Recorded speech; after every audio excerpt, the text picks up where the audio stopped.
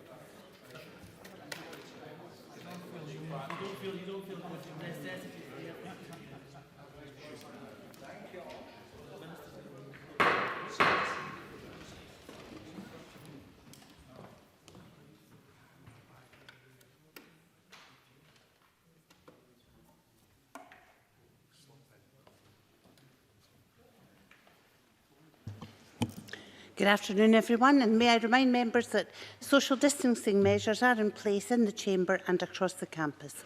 So please take care to observe these measures over the course of this afternoon's business, including when entering and exiting the chamber. The next item of business is consideration of business motion 21913 in the name of Graeme Day on behalf of the Parliamentary Bureau and its referral of SSIs. Would any member who wishes to speak against the motion press the request to speak button now? I call on Graeme Day to move the motion. Moved, Presiding Officer. No member has asked to speak against the motion. Therefore, the question is that motion 21913 be agreed. Are we all agreed? Yes. Thank you. The motion is therefore agreed. And the next item of business is a statement by Michael Russell on Brexit. The Cabinet Secretary will take questions at the end of his statement, so there should be no interventions or interruptions. And the Cabinet Secretary is joining us remotely. I call on Michael Russell for up to 10 minutes, please. Thank you, Presiding Officer. Presiding Officer, in the referendum in June 2016, people in Scotland voted overwhelmingly to be part of the European Union.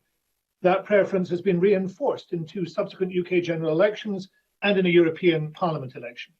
Yet on January the 31st this year, the Conservative UK government took Scotland out of the European Union. At the time, they said this was getting Brexit done, but of course it is not done. All that has been agreed was the terms of withdrawal. Nothing has been agreed regarding the future relationship between the UK and the EU. Today I want to update Parliament on the Scottish Government's view of the current negotiations on that future relationship. And let me start by saying that we believe it is not and will not be possible to conduct and conclude these negotiations and implement the results within the truncated timescales set for them and within the context of an unprecedented global pandemic and a catastrophic economic recession, which may turn out to be the worst in 300 years. In our view, it is essential that the UK indicate that it will seek the extension of the transition period for up to 2 years, which is provided for in the withdrawal agreement. To refuse to seek that extension, which the EU have indicated would be readily granted, is a reckless act, which will destroy thousands of jobs, undermine an already fragile economy, and devastate communities across Scotland at a time when we are most vulnerable.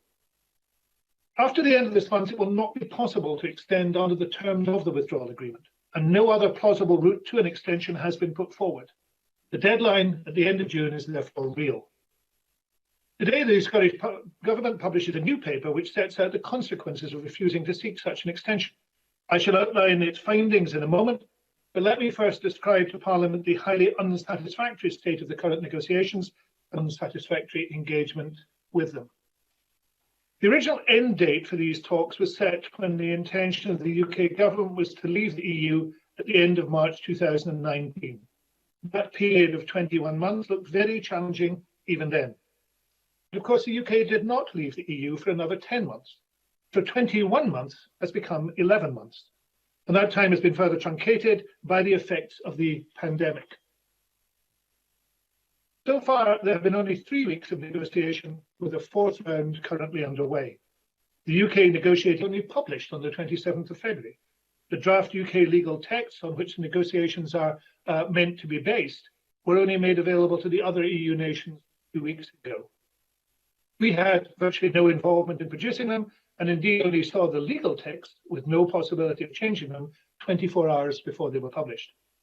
The Joint Ministerial Committee on European Negotiation is, by its agreed and written remit, meant to have oversight of these negotiations insofar as they affect devolved competencies and I quote, to seek to agree the UK position.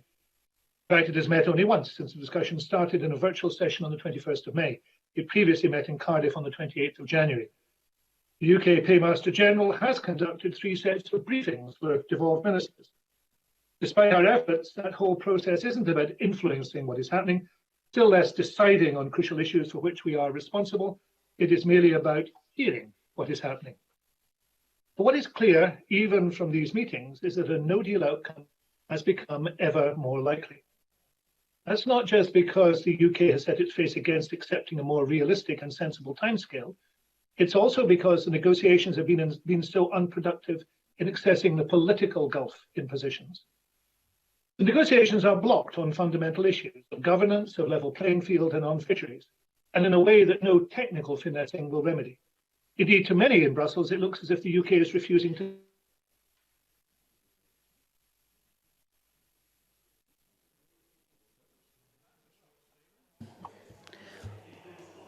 Oh dear. I think we'll give it a short while to see if we can get Mr. Russell back.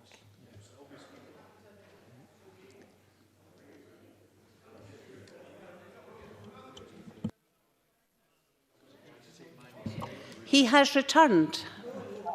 Welcome, Mr. Russell. My apologies for that. As I was saying, the negotiations are blocked on fundamental issues of governance, of level playing field and on fisheries, and in a way that no technical finessing will remedy. Indeed, to many in Brussels, it looks as if the UK is refusing to negotiate on such key matters. Resolution seems to be far off. The situation was not helped by an extraordinary letter from David Frost, the UK chief negotiator, to his counterpart Michel Barnier. We have long been opposed to the substance of the UK position, but the tone of this confrontational letter was an error of even greater proportions. I made it clear at the JMC that in using it, Mr. Frost did not speak for Scotland, and I do so again now. He certainly does not speak for Scotland in his desire to secure the most unambitious of trade deals, sometimes called a low deal, failing which he seems to be entirely prepared to accept a no deal. It will be no surprise to the Chamber that the Scottish Government believes that the best future for Scotland is to be an independent member of the EU. Others in this place differ, but that's not the point at issue today. The imminent danger lies in the failure of the UK to seek an extension coupled with their drive towards a no deal or low deal outcome. In April, Jackson Carlaw said he was a pragmatist on this matter. I hope he still is, for pragmatically the issue is clear. There must be an extension to allow people and businesses in Scotland to continue to benefit from most aspects of the EU membership whilst they attempt to recover from the current crisis. In order to flesh out this very strong case, the Scottish Government has today published a detailed examination of the damage that proceeding with Brexit at this time will cause. For a start, there are thousands of practical problems in day-to-day business procedures, such as inspection and customs regimes to take into account if transition is to end in less than 7 months' time. Even if we knew today the nature of the many agreements are required, this would be an impossible challenge. But we do not know about any of them. Bluntly, therefore, it is now absurd to continue to pretend otherwise. As Caroline Fairbairn of the CBI wrote in an op-ed for yesterday's Politico, for many firms fighting to keep their heads above water through the crisis, the idea of preparing for a chaotic change in EU trading relations in 7 months is beyond them. They are not remotely prepared. Faced with the desperate challenges of the pandemic, their resilience and ability to cope is almost zero. Almost zero. And yet the UK government is pressing ahead. There are also many grave difficulties for government and wider society. To take just one, the technical changes required to the way that Scotland can access information in the European Criminal Records Information System, if access of some kind is in the end negotiated, would take months to design and implement. But any gap in coverage would have a serious effect on Scottish ministers' vetting and barring functions under the Protection of Vulnerable Groups Act 2007. That is a crucial element in the protection of children and vulnerable adults. Moreover, this is just one new system to deliver one part of the arrangements for one part of the future relationship. Many, many more are required across the breadth of areas where UK and Scotland cooperate with the EU. These issues are also having to be considered against the background of a global pandemic, where the finite resources of both the UK and Scottish governments have rightly concentrated on responding to the health emergency. We will have to continue to try to save lives, but we will also have to divert some of our scarce resources into frantic and well-nigh impossible preparations for whatever new relationship with the EU will be thrust upon us at the end of the year. We'll be doing so in the teeth of an economic downturn, the like of which none of us have ever seen. The global economy, including the Scottish economy, is declining fast. We must do everything we can to give businesses the best support for recovery. The next couple of years will be crucial. But ending the EU withdrawal transition period at the end of this year would subject Scotland and the UK as a whole to an entirely unnecessary second economic and social shock on top of the COVID-19 crisis. More jobs would be lost, living standards would be hit, and essential markets and opportunities for recovery would be damaged. For many businesses which managed to survive the COVID-19 crisis, this second Brexit shock would be the final straw. The new modelling we published today indicates that ending transition this year would result in Scottish GDP being between 1.1 billion and 1.8 billion lower by 2022, compared with ending transition at the end of 2022. This would be equivalent to a cumulative loss of economic activity of between nearly 2 billion and 3 billion pounds over 2 years. A proportionate impact would be likely for the UK economy. That would obviously hamper recovery from the impact of the pandemic. But beyond this, and in addition to the economic impacts identified, exiting the current transition period before Scotland has emerged from the COVID-19 crisis would actually increase the cost of Brexit to the Scottish economy in comparison to a 2-year extension. And ending the transition period will have further direct impact. There will be lost opportunities to participate in EU-funded programmes, including for COVID and health-related research and procurement. Just last week, the EU Commission proposed a new standalone health programme, EU for Health, aiming to support post-COVID recovery. And given the contribution of EU nationals to our health and social care sector, never has the ending of freedom of movement looked more damaging and inappropriate. Presiding Officer, I understand that many businesses and communities across Scotland have been focused 100% in tackling the immediate impact of coronavirus, but extending the transition should be seen not as a separate event, but is part and parcel of the recovery effort from COVID. In fact, the one action we could all agree on, which would have no adverse effect on the R number, but would protect our economy from severe damage, would be this one. During this crisis, despite our different beliefs, we have come together as a parliament to help Scotland get through this. Today, I hope we can send a message to the UK government in that same spirit of consensus. Do not inflict further unnecessary damage and agree on an extension with our EU partners now, before it is too late. Thank you.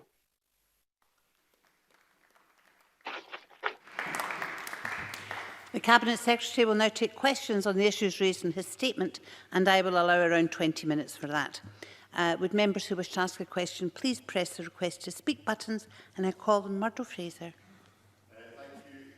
Presiding Officer, and can I thank the Cabinet Secretary for advance sight of his statement.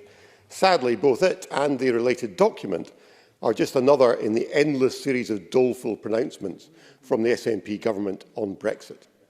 Presiding Officer, this is the Cabinet Secretary who spent last year telling us that there would be no withdrawal agreement, that the UK would be leaving on a no-deal basis, and that the UK government were not even involved in serious negotiations. He was wrong on every single one of these claims, and he'll be proved wrong again. Presiding Officer, a further delay will achieve nothing but deliver years more of access to our fishing waters for the other EU nations, when our fishing communities are desperate to seize the sea of opportunity that awaits us. Now, Presiding Officer, it is true that negotiations are proving difficult. But then these talks need two willing parties. What is preventing talks proceeding now is not intransigence on the part of the UK government, but on the part of the EU 27, who are demanding unrestricted access to our fishing waters as a precondition for further discussions. There is no pragmatism on display on their side. So my question to the Scottish Government is a simple one. Whose side are they on? Are they backing the EU 27 and supportive of abandoning our fishing communities, or will they stand with us in demanding that the EU back down and keep their hands off our fishing waters? Michael Russell. I'm fascinated, Presiding Officer, to see Murdo Fraser adopting what you might call the Cummings gambit in this, which is just to plough on regardless of what other people are thinking, and no matter the damage that is being done, even to your own cause. It is an extraordinary approach, but I suppose it's what one would expect from the Tories these days. I'll be very happy to answer the question about fishing. Strangely enough, I think the Secretary of State for Scotland was put up to ask me the same question at the JMC 2 weeks ago, and I'll give you the same answer. I'm on Scotland's side. I'm on the side of the Scottish fishermen who need a good deal, and they won't get a good deal from the blustering and positioning that the UK has put in. There needs to be genuine negotiation, but everybody who watches this knows there isn't genuine negotiation. As far as Mr. Fraser's other remarks are concerned, can I just say facts are chiels that one a ding? If he reads the paper, he will discover the facts of the matter. It would be best he looks at those facts and thinks about them, rather than takes the knee-jerk Cummings position. Before we go on to Mr Rowley, I know it's tempting for people to hold conversations while there's some poor soul on the screen doing their very, very best to answer your questions. So please do the courtesy of listening to the answers. Alex Rowley. Presiding Officer, as the Cabinet Secretary said, after the end of this month, it will not be possible to extend under the terms of the withdrawal agreement. I have read the paper that the Scottish Government published this morning, and I have to say that the analysis and likely impacts of a poor or no-deal Brexit can and will be devastating for Scottish businesses and Scottish jobs. And that is why Labour in this Parliament will join with all parties who want to put the interests of Scottish business and Scottish jobs before the interest of a Conservative elite in Downing Street. Scotland is on the brink of an economic crisis that will be devastating for families up and down Scotland. Now that the UK have left the European Union, it is crucial we get a deal that would give us access to European markets and close alignment with the Customs Union. That is why Scottish Labour supports the call for the negotiation period to be extended. Will the Cabinet Secretary use his powers and the powers of the Scottish Government to build consensus across Scotland for an extension? And does he agree if the Scottish Tories put Johnson's interests before the people of Scotland's interests, then they should be exposed for that? Michael Russell. Thank you, Presiding Officer. Can I say that I agree with Alec Rowley? I think the Scottish Tories are already exposed in their behaviours. I noticed that there was no word of pragmatism in what Murdo Fraser said, despite that was a term that had been used by the Scottish Tory leader just a few weeks ago. I'm very happy that we continue to build consensus. I do believe that there is an overwhelming consensus in Scotland, and polling bears this out, that opposes the withdrawal at this time. It wishes to see an extension. But the clock is ticking on that, and it has to be done during June. So I hope that we will all work together. And I would welcome the Tories in this if they were prepared to be pragmatic to make sure that that extension takes place. And I'd be very happy to work with Alec Rowley on that basis, of course. We'll go on to the open questions, and can I remind people to press their button, and we'll have Patrick Harvey followed by Willie Rennie.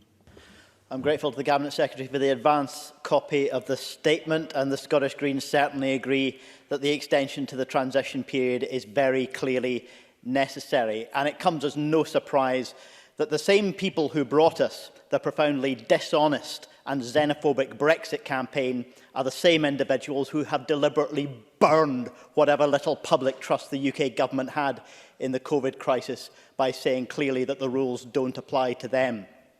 Can the Cabinet Secretary tell us whether the UK Government has yet given any clarity to the Scottish Government on who will pay for the infrastructure, both primary and secondary infrastructure, between Scotland and Northern Ireland, which is only going to be necessary because of the UK Government's insistence of maintaining a Brexit position outside of the single market and the customs union? If they've made that position clear, they should be funding the infrastructure that will result from the requirement for a customs border in the Irish Sea.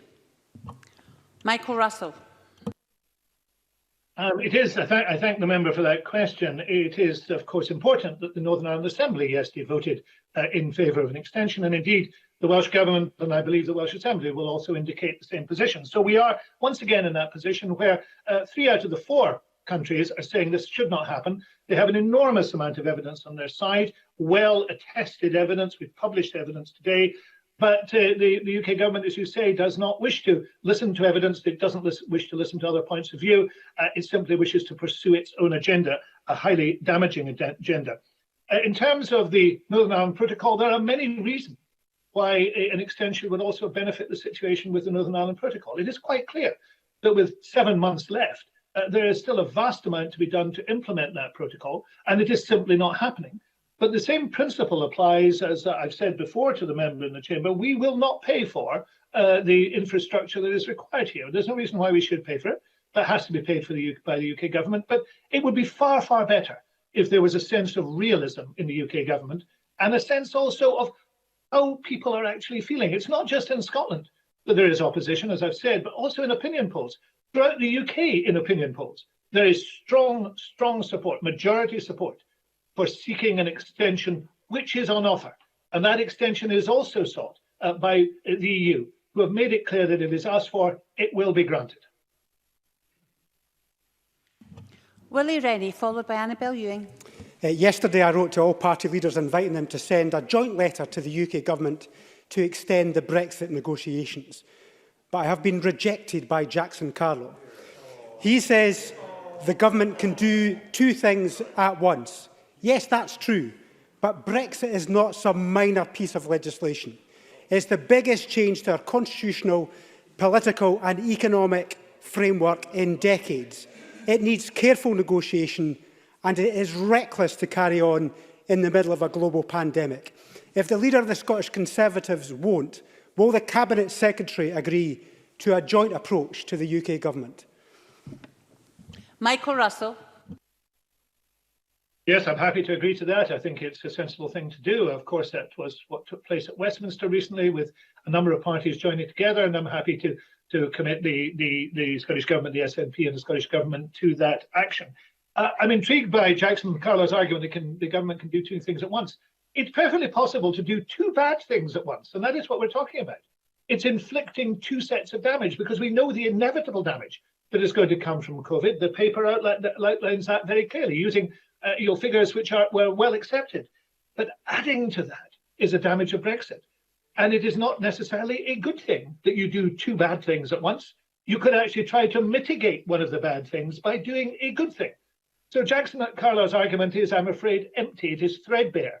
And what Jackson Carlow needs to do is to go back to the April Jackson Carlow and think of pragmatism and try and take a pragmatic view. We know from the experience of the Cummings event, it takes a little bit of time for Jackson Carlow to get where he really should be. Let's hope it's not too long because the clock is ticking. Annabel Ewing, followed by Oliver Mundell. Thank you, Presiding Officer. Cabinet Secretary, irrespective of the politics of Brexit, is it rational or reasonable that businesses currently struggling day and daily to survive the COVID-19 pandemic should be subjected by the UK Tory government to the further economic shock of EU exit this December, with all the job losses that will entail? Surely rather we should take the opportunity of the protections of a transition period for up to 2 years, one that could so easily be agreed, such that we could give vital breathing space to our economy. Michael Russell. I entirely agree with the member. It is irrational and unreasonable for the UK government to pursue this course of action. And I do hope that rationality and reason will prevail, because otherwise there will be companies that cannot survive this. Companies that would have survived one shock but cannot survive two shocks. And that will be the fault of those who pursue this. There's no ifs and buts about that. That will be their fault, because there's an action they could have taken which would have helped, would have saved those companies. They're not only refusing to take it, they're doubling down on that refusal. Oliver Mundell, followed by Bruce Crawford. Thank you, Presiding Officer. Doesn't it just give the game away that the only people who want to delay Brexit are the people who didn't want it to happen in the first place?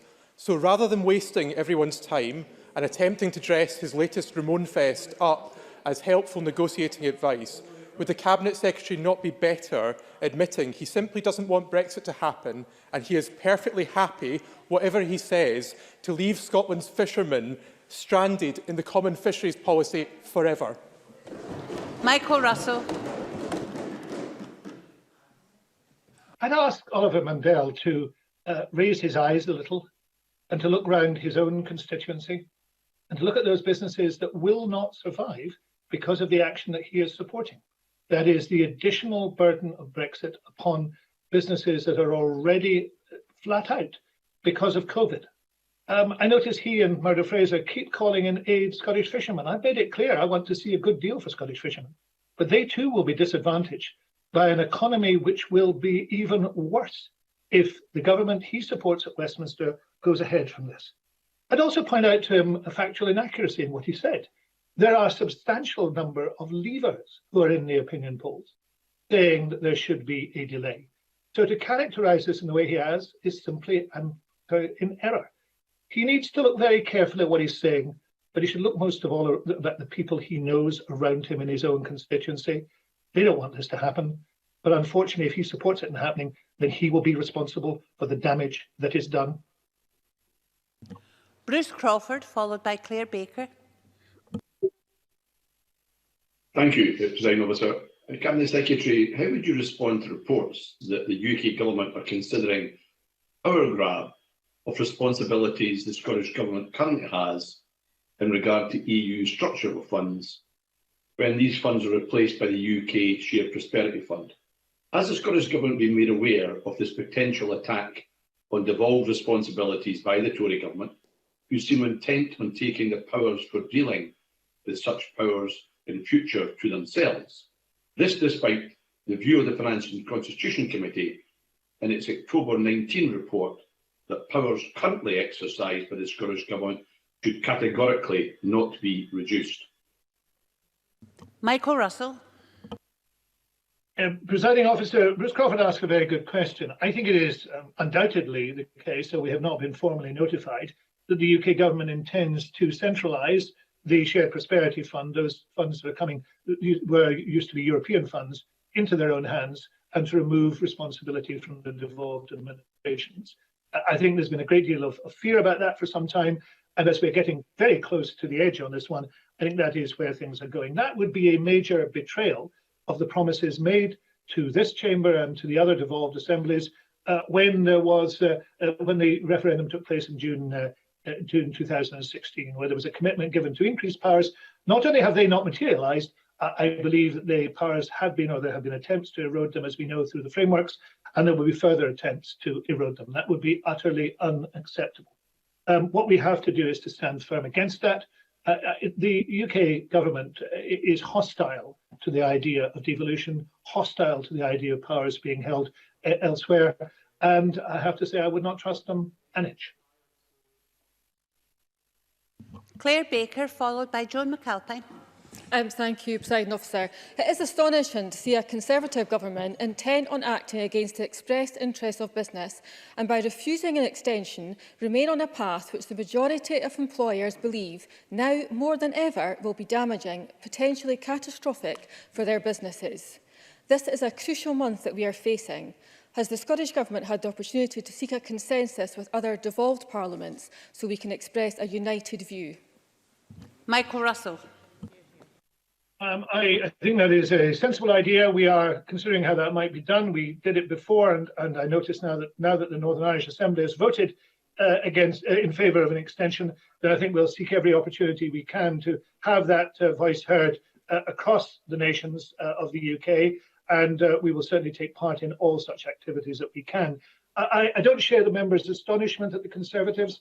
I have to say that throughout the entire Brexit process, they have been heedless of the voice of business. They've been heedless of any reasonable voices, and they've been heedless of those people who've argued, for example, against ending freedom of movement. We're now seeing the results of that in Claire Baker's own region. In Fife, she will have seen shortages of labour emerging. The whole thing has been done in an appalling manner because it's an appalling idea. But what we do need to do is to get a sense of rationality to stop things that are going to be even worse. And that means calling for an extension. And I suspect that the more sensible Conservatives, and there are some on the benches, more sensible Conservatives know that. It's just a pity, a great pity, they are not prepared to speak out, because by not speaking out, if this goes ahead, they will be damaging businesses in their own constituency and regions, causing unemployment, causing further economic shock. Joan McAlpine, followed by Adam Tompkins. Thank you, Presiding Officer. The Road Haulage Association recently warned that the UK was hopelessly unprepared for even a free trade agreement, let alone a no deal.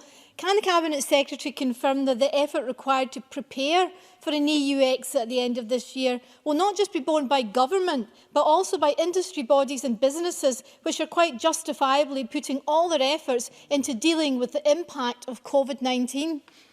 Michael Russell. There are massive costs involved in this for all the parties involved. Government, for example, apparently setting up the largest customs school in the world. That's being paid for by government. These are unnecessary costs. It's costing us far more to leave the EU than it ever cost us for the benefits of membership. And the benefits of membership vastly outweighed anything we're going to get out of leaving. But that having been said, it is obvious that business will have to meet increased costs too. Absolutely obvious in terms of all the changes of processes and procedures. And that will be an additional cost, as the member rightly says, over and on top of the damage of COVID. It simply will not be able to be borne by some businesses. There's no doubt about that. Adam Tompkins, followed by Colin Beattie. Thank you, Presiding Officer. This is a negotiation between the United Kingdom and the European Union, and it's clear that the SNP are on the side of the European Union and not on the side of Scottish fishermen when it comes to fisheries. So let me ask, whose side are they on when it comes to what Barnier calls the level playing field, but in truth is the loading of the dice in favour of the European Court of Justice? Is that another issue on which the SNP would just roll over and give the European Union whatever it wants? Michael Russell. I always think it's such a shame when I hear Professor Tompkins talking in those terms, because he knows that this is a foolish set of activities. And he also knows that the presentation he has just made is so far from the truth as to be risible. The reality of the situation is that we want to see if there's to be a settlement, a fair settlement. But we don't want to see Brexit in any case. I've never made any secret of that. Neither did Professor Tompkins. And indeed, nothing that has happened, not a single thing that has happened, has changed my mind, nor do I believe it has changed his mind. Unfortunately, what has changed his mind is the fact that the UK government are insisting on this foolish, disastrous course. So let me say this in terms of the level playing field. Quite clearly, there would be advantages if we remained in the single market and the customs union. We said that from the very outset. And if we did so, like other countries like Norway, we would be part of a level playing field and benefiting from the single market, rather than throwing away the advantages that we have as a member of a single market. There is something deeply flawed in an argument, which when you see how bad it is going to be, how disastrous it's going to be, how damaging it's going to be for the city of Glasgow that Mr. Tompkins is in his region, all he can do is parrot a Tory line. Colin Beattie, followed by Pauline McNeill. Does the Cabinet Secretary believe that adequate Brexit negotiations can take place before the current leave deadline, when the UK Government's focus must be on tackling the COVID-19 crises at this time? Michael Russell. I think the whole burden of my argument and the burden of the however many pages there are in the document is exactly to say no, it cannot be. It is obvious that it cannot be, and the UK Government should accept that now. Pauline McNeill, followed by Stuart McMillan.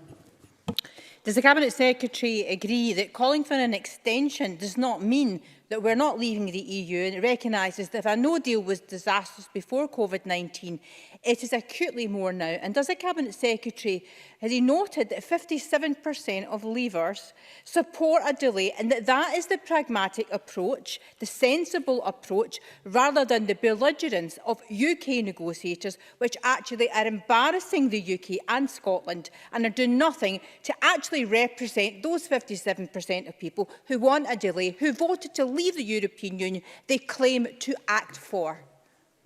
Michael Russell.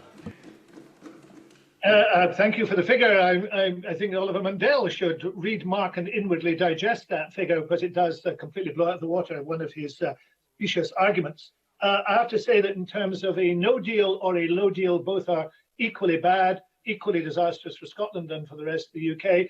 I remain absolutely opposed to Brexit. I think it is an extraordinarily bad idea that has no virtue to it at all.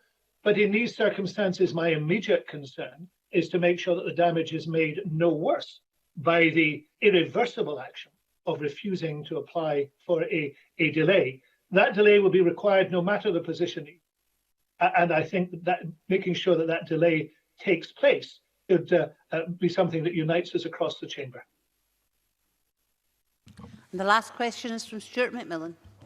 Thank you, Presiding Officer. Does the Cabinet Secretary agree with me that a common sense approach to the timing of EU exit is well summarised by the Managing Director of the IMF, who said that the unprecedented uncertainty of COVID-19 means it would be wise not to add more on top of it? Michael Russell. It's absolutely clear that right across the board, both in the UK and elsewhere, across the world, throughout business, through commerce, in organisations, in government, the vast majority believe that a delay must be found, an extension must take place. That is in one corner, that tips the scales massively.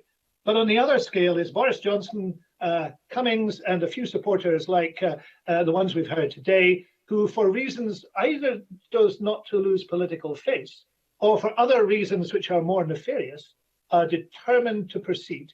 And that will have a cost for every single citizen of Scotland. And on their heads be it, Presiding Officer, if they refuse to heed the sensible advice we have given today, the voices across the chamber, and the very clear, comprehensive paper which we have published, and well-sourced it is too. That concludes questions on the Brexit statement, and we'll move on to the next item of business.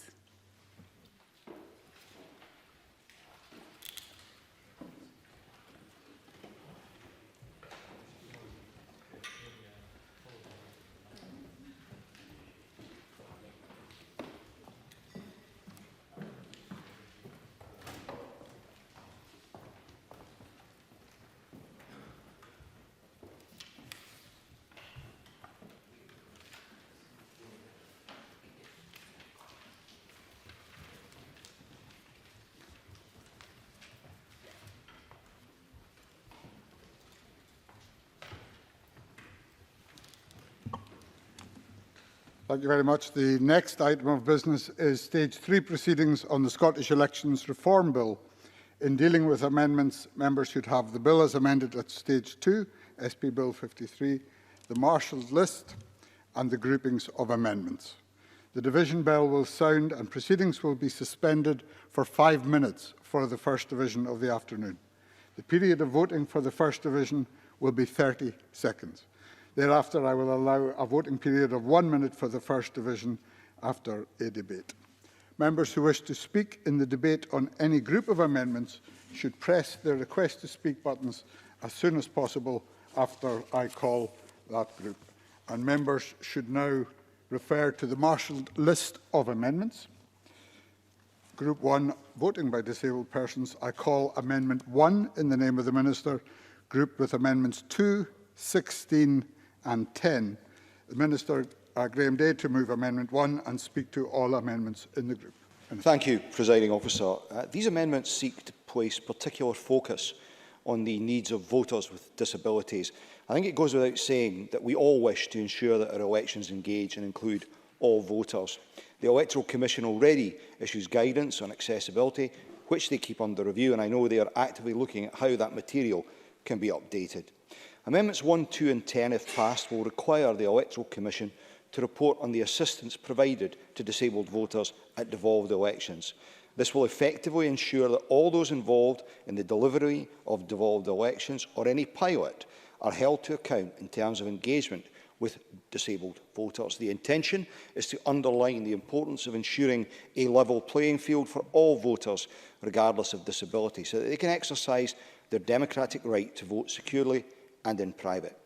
I've discussed this matter in some detail with Jeremy Balfour, who agreed not to move amendments at Stage 2 and to work with me to formulate those before us today, and I'm grateful to him for the constructive approach he has taken.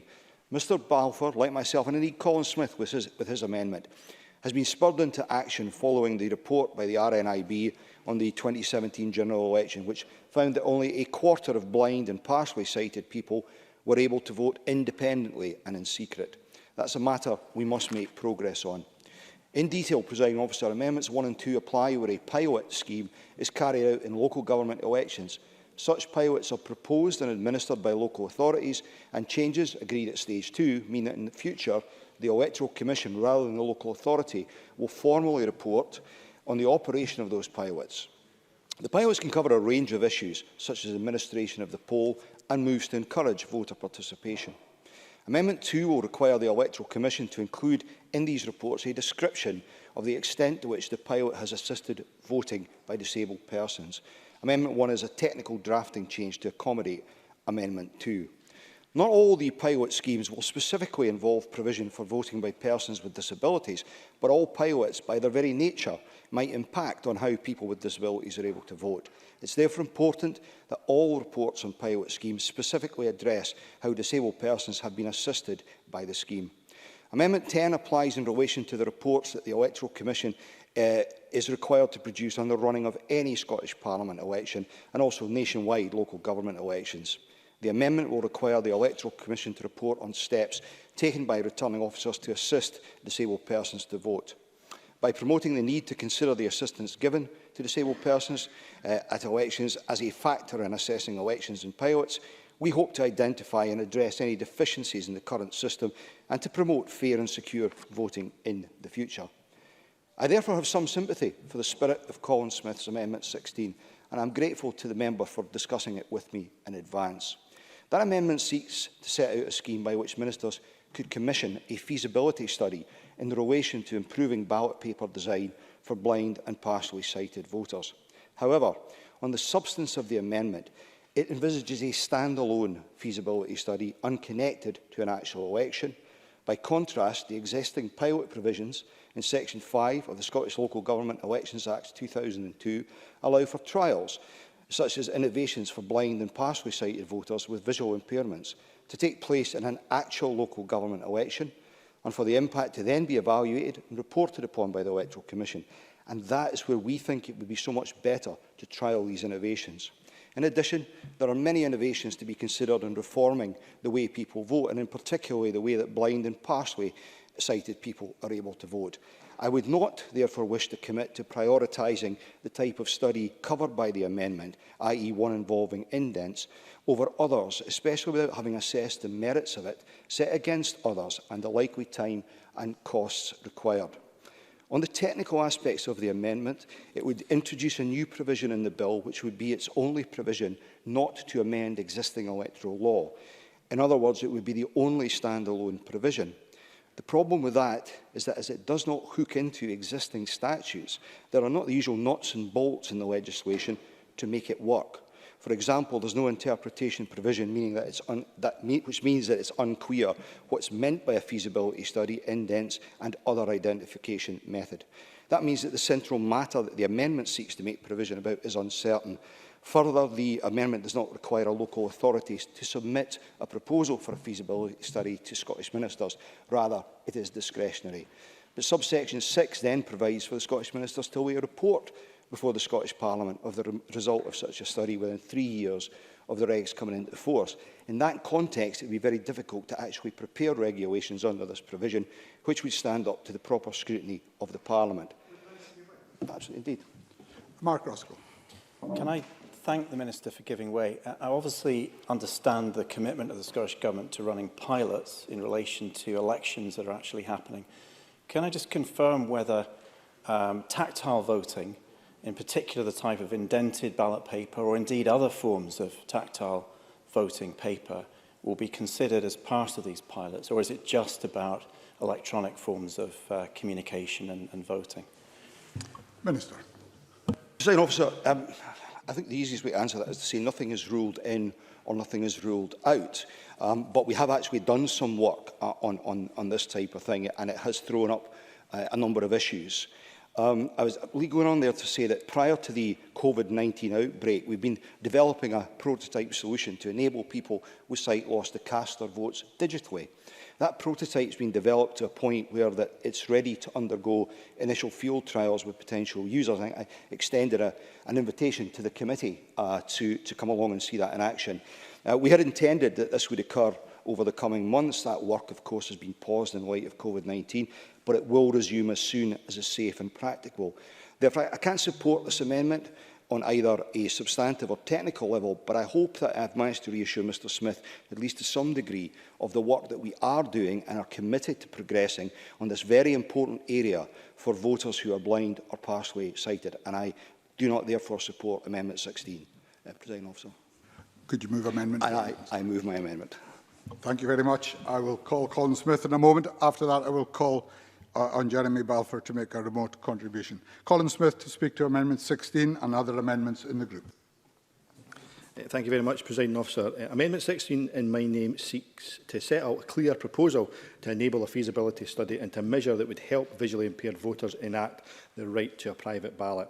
As the Minister said, research by RNIB following the 2017 general election found that 3/4 of blind and partially sighted people were not able to vote independently and in secret. I'm sure everyone agrees that's just not good enough. It's unacceptable, and it's an unacceptable intrusion on blind and partially sighted people's voting rights, and one that we must address. Now, one of the key barriers that's been highlighted to me is the fact that it is impossible to identify which way to hold the current ballot paper without sight. And a possible solution is to have a physical indent in one corner of the ballot paper. This, in conjunction with the use of tactile voting devices where tactile markings are placed beside the list of candidates on a ballot paper, would allow someone with a visual impairment to identify their preferred candidate or candidates, helping significantly more blind and partially sighted voters exercise their right to a secret ballot. Well, I appreciate that there are existing possible pathways for accessible voting pilots, and I welcome the Minister's comments and his recognition of the need to address this issue. The reality is progress on this issue has been lacking. Put simply, the current pathways are not delivering. My amendment would create a clear process and, possibly more importantly, a clear expectation for trialling this one mechanism, along with others, which could help to address the barriers that face blind and partially sighted voters. I recognise that the immediate challenge we face is simply to enable elections to happen, but that's why on the issue of timeframes, I've been flexible in my amendment. The 3-year timeframe set out in the amendment applies from when the regulations are laid, not from when the primary legislation is passed. So the timescales will still be within the control of Scottish ministers. For these reasons, I don't agree that there is any technical reason to oppose this amendment today. However, if the Minister's concerns are primarily technical, he could deal with this quite easily. In his closing comments, he could give a clearer commitment to enacting a pilot on this particular proposal, along with the other pilots he talked about. My big concern I have is that so far the emphasis from the Minister is almost entirely along the lines of electronic voting, and propositions such as indents in ballot papers, tactile voting devices are simply going to be excluded. So while I welcome the Minister's general remarks on the need to look at how to make voting more accessible, that does not in itself reassure me that this amendment is not necessary. Put simply, there's no guarantee that we would have a pilot scheme on indents in ballot papers.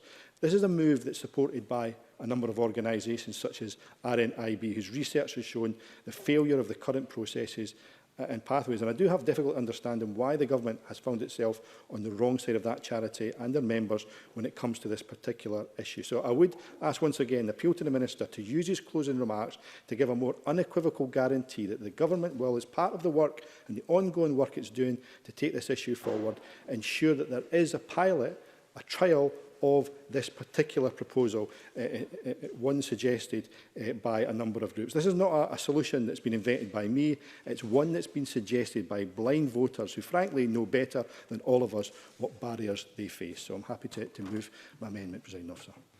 Thank you very much. I call Jeremy Balfour to be followed by Neil Finn. Thank you, Deputy Presiding Officer. I just want to make a short intervention in support of particularly Amendment 10, but also to see what progress has been made in regard to those with disabilities having a vote. I think it would be fair to say that over the years we have seen large steps taken to allow more disabled people to take part and to use their democratic right. However, those with visual impairment perhaps have been left behind in this journey. And of all the people with perhaps obvious disabilities, then they are the ones who still struggle to be able to do that in a way that most of us take for granted.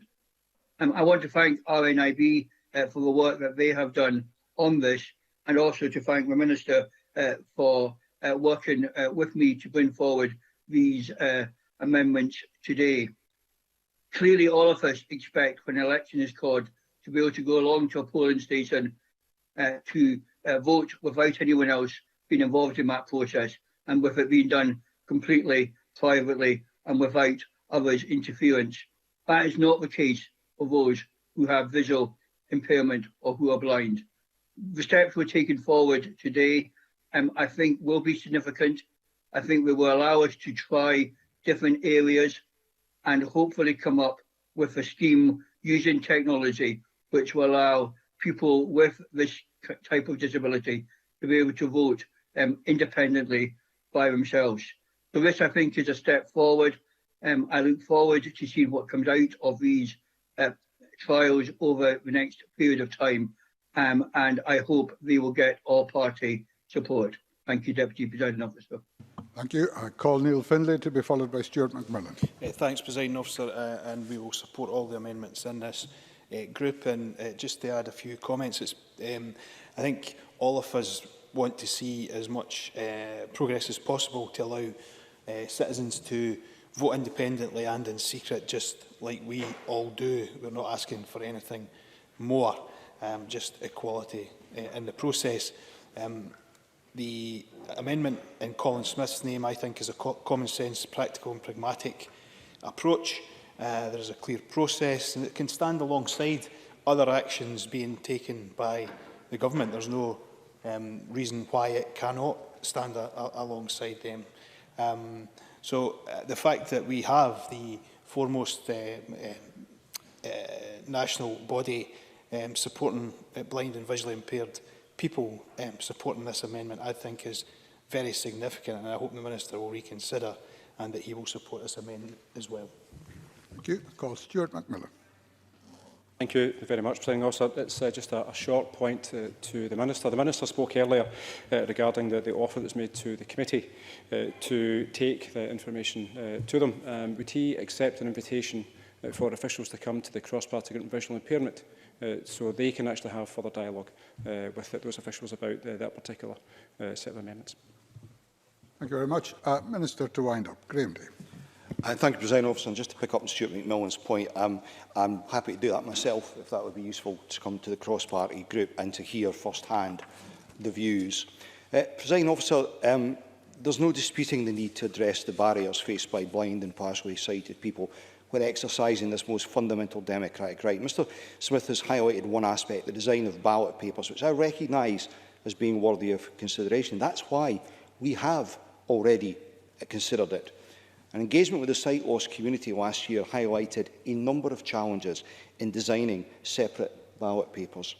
The risk of a customised ballot paper making an individual's vote more readily identifiable, that electronic counting systems used in local government elections may not be able to process specially customised ballot papers, that Braille-type ballot papers would not be a complete solution, as we have received consistent advice from the sight loss community that only a small and decreasing number of people can read Braille, and the costs of producing indented ballot papers are likely to be high, not least as they would have to be supplied to every polling station. So I don't rule anything out or anything in, but I just want to make those points, Presiding Officer.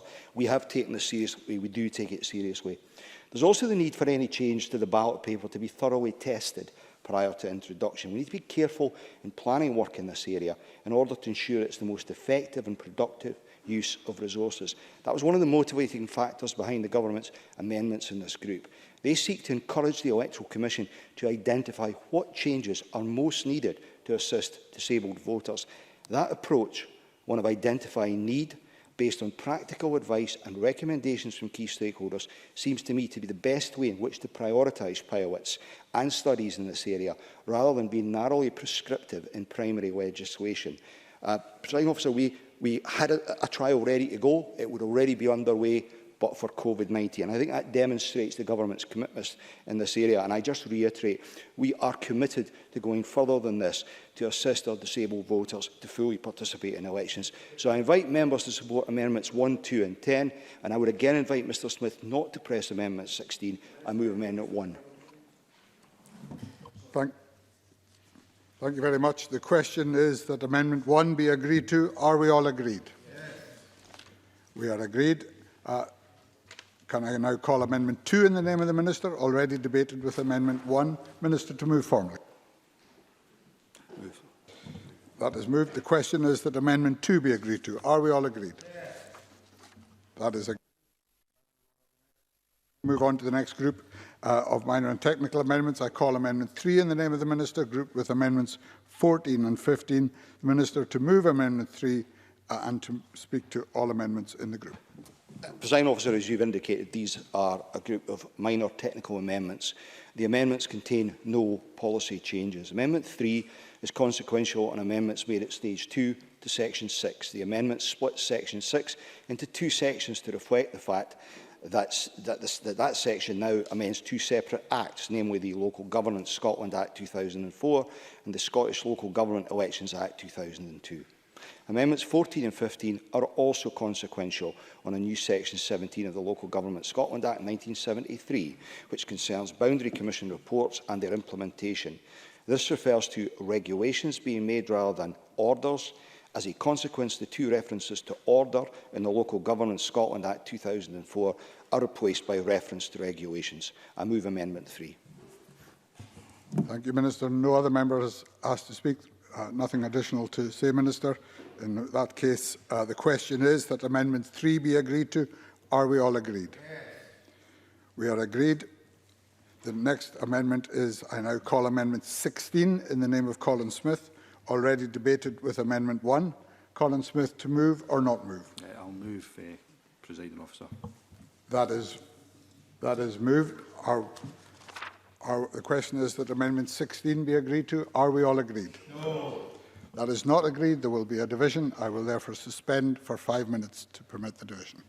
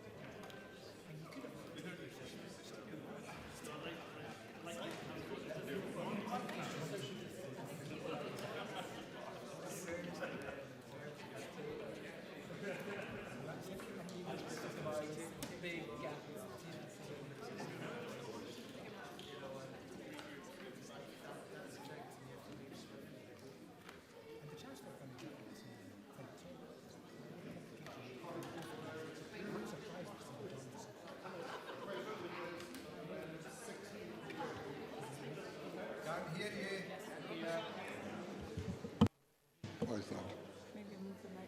Yeah. Let me try that one again. That seems to work better. Thank you very much. This is a 32nd division. The division is on Amendment 16. Please vote now.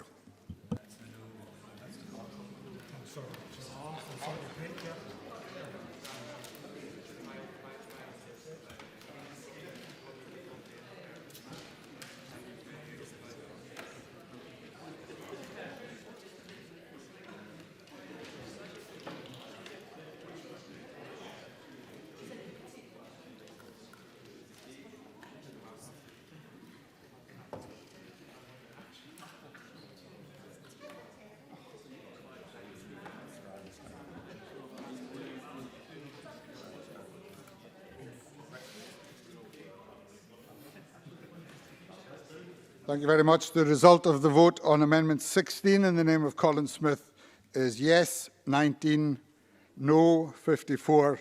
There were no abstentions. The amendment is therefore not agreed. We now move on to Group 3 and call Amendment 4 in the name of the Minister, grouped with Amendments 5, 6, 7 and 9. Minister to move Amendment 4 and speak to all the amendments in the group. Minister. Presiding Officer, thank you.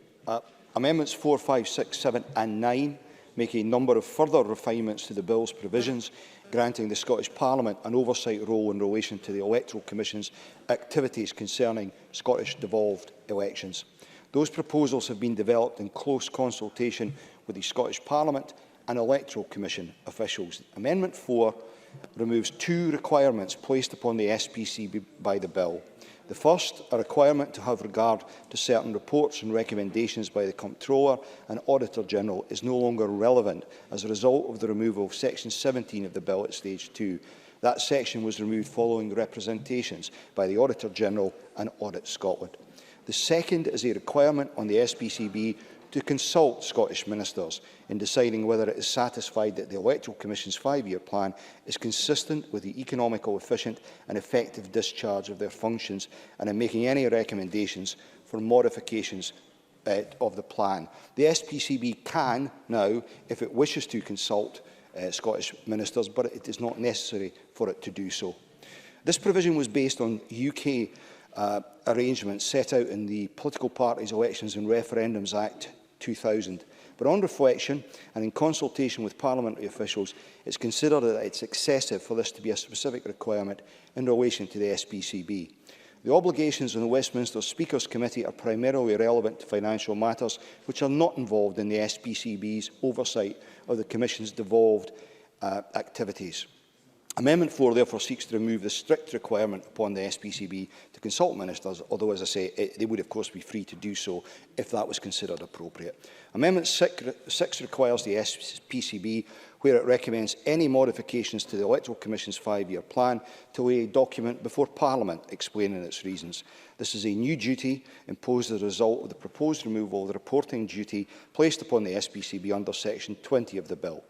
Amendment 9, which I will address shortly, seeks to remove Section 20. Amendment 5 is a technical change as a result of Amendment 6.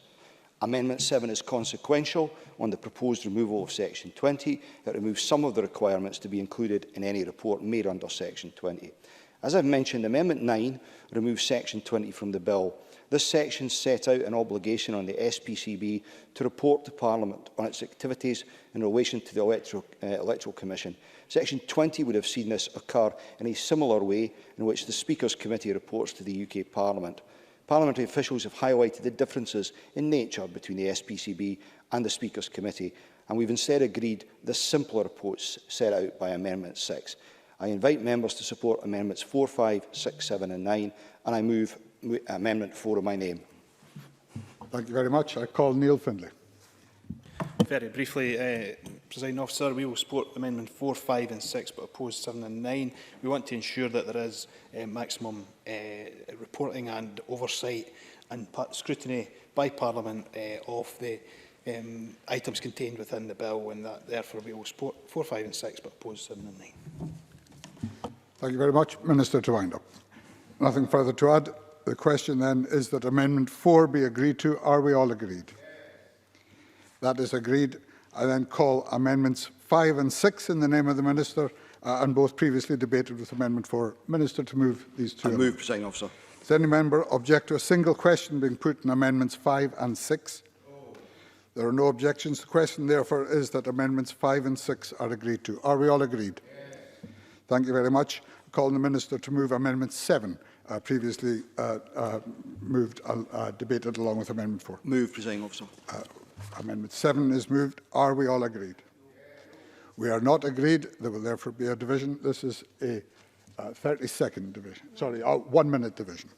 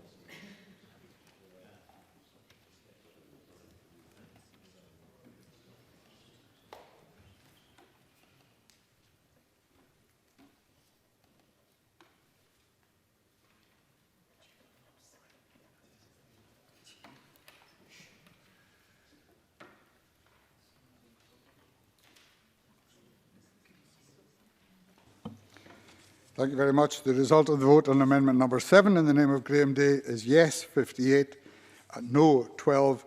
There were no abstentions. The amendment is therefore agreed.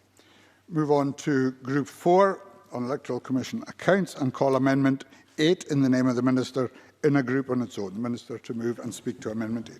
Thank you, Presiding Officer. Amendment 8 places a requirement on the Electoral Commission to submit its accounts as certified by the Comptroller and the Auditor-General to the Scottish Parliamentary Corporate Body and to lay a copy before the Scottish Parliament.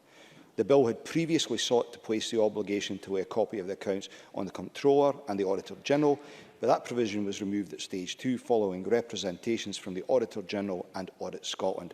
This amendment ensures that the accounts will indeed be laid before Parliament, but places that duty on the Electoral Commission, and I move Amendment 8. No other member has requested to speak. Minister, anything further to add? If not, the question is that Amendment 8 be agreed to. Are we all agreed? Yes.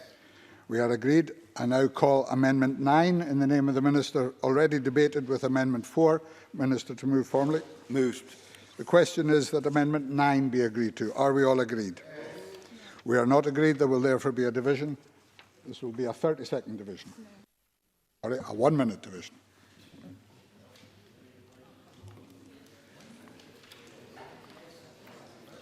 Even though everyone's in the chamber.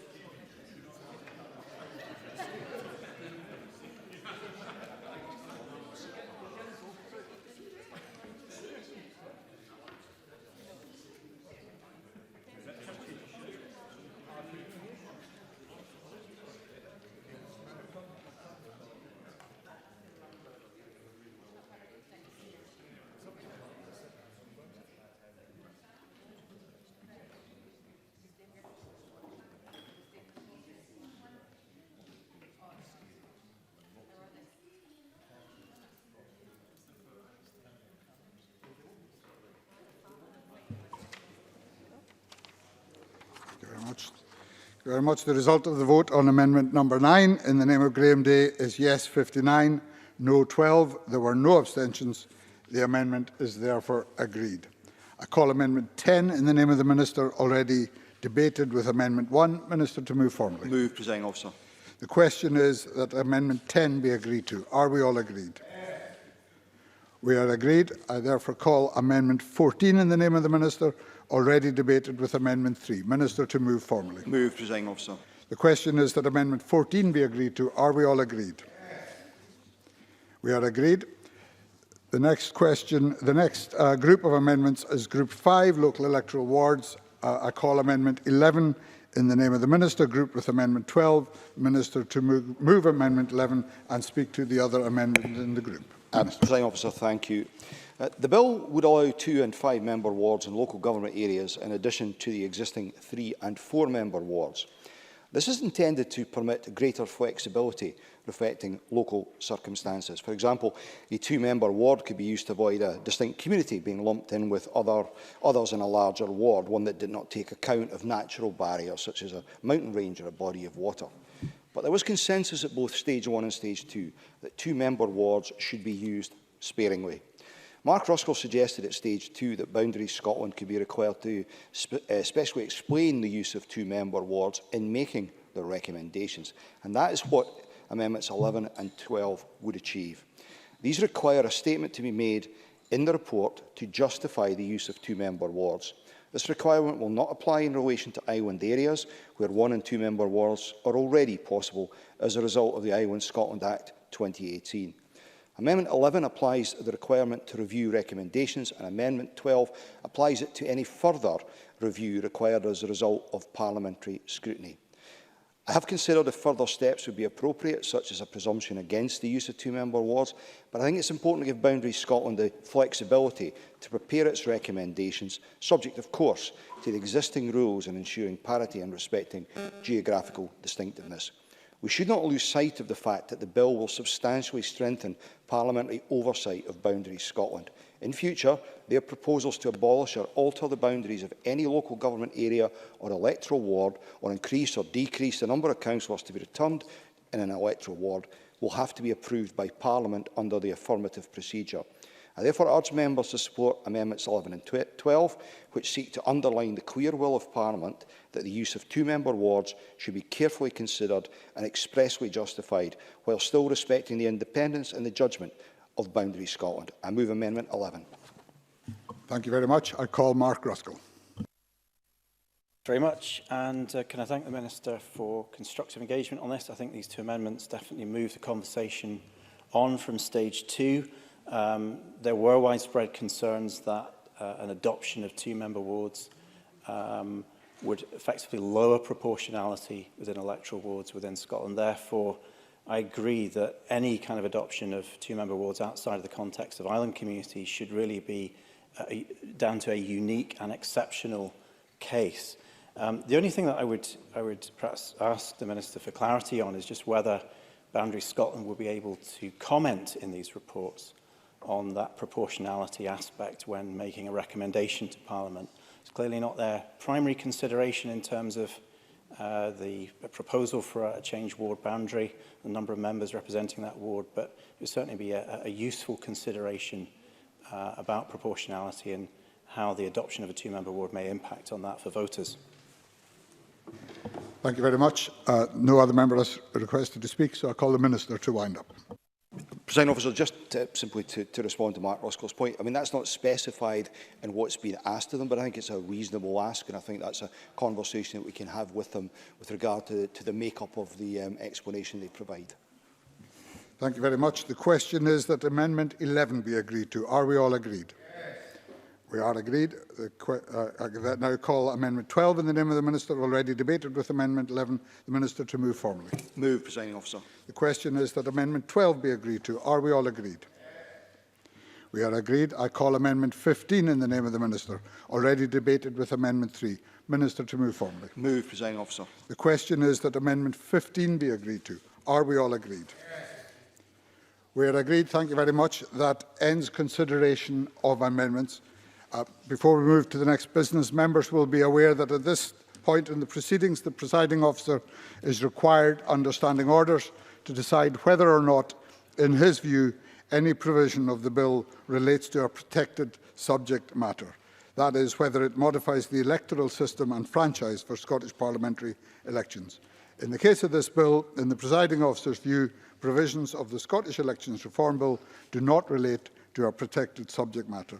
Therefore, the bill does not require a supermajority in order to be passed at Stage 3. Thank you very much. We will now move on to the next item of business.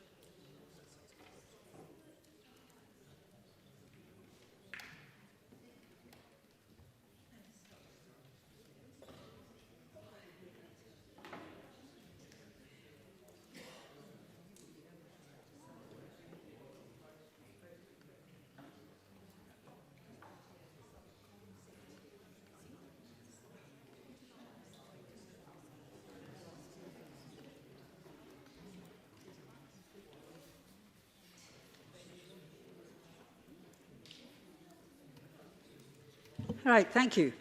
Next item of business is a debate on motion 21891 in the name of Graeme Day on the Scottish Elections Reform Bill. Can I ask those members who wish to speak in the debate to press the request to speak buttons now? And I call on Graeme Day to speak to and move the motion. Mr Day, 7 minutes, please. Presiding Officer, let me begin by thanking everyone who's engaged with the Scottish Elections Reform Bill throughout its parliamentary passage. There have been many constructive contributions from all parties that have helped improve the legislation, which I hope we will shortly pass. I'd like to particularly recognise the work of the Standards, Procedures and Public Appointments Committee for its scrutiny, and I want to thank both the electoral professionals for sharing their expertise and individual MSPs, such as Adam Tompkins, Mark Ruskell, Jeremy Balfour, for their very helpful input as we progress through it. Sarah Borwick. Thank you for taking a brief intervention, Minister. I very much agree with the representations. The Electoral Commission have said to us that they're really keen to see that the legislation is in place 6 months before it's needed. So is that going to be possible in advance of the 2021 elections? I think that would be a great commitment to be able to make today. Thank you. Minister. That's certainly the intention. And in referring to colleagues, whilst we couldn't support Colin Smith's amendment earlier, I also acknowledge entirely how well-intentioned it was. I'm pleased that we've at last been able to return to this important legislation following a delay caused by the COVID-19 crisis.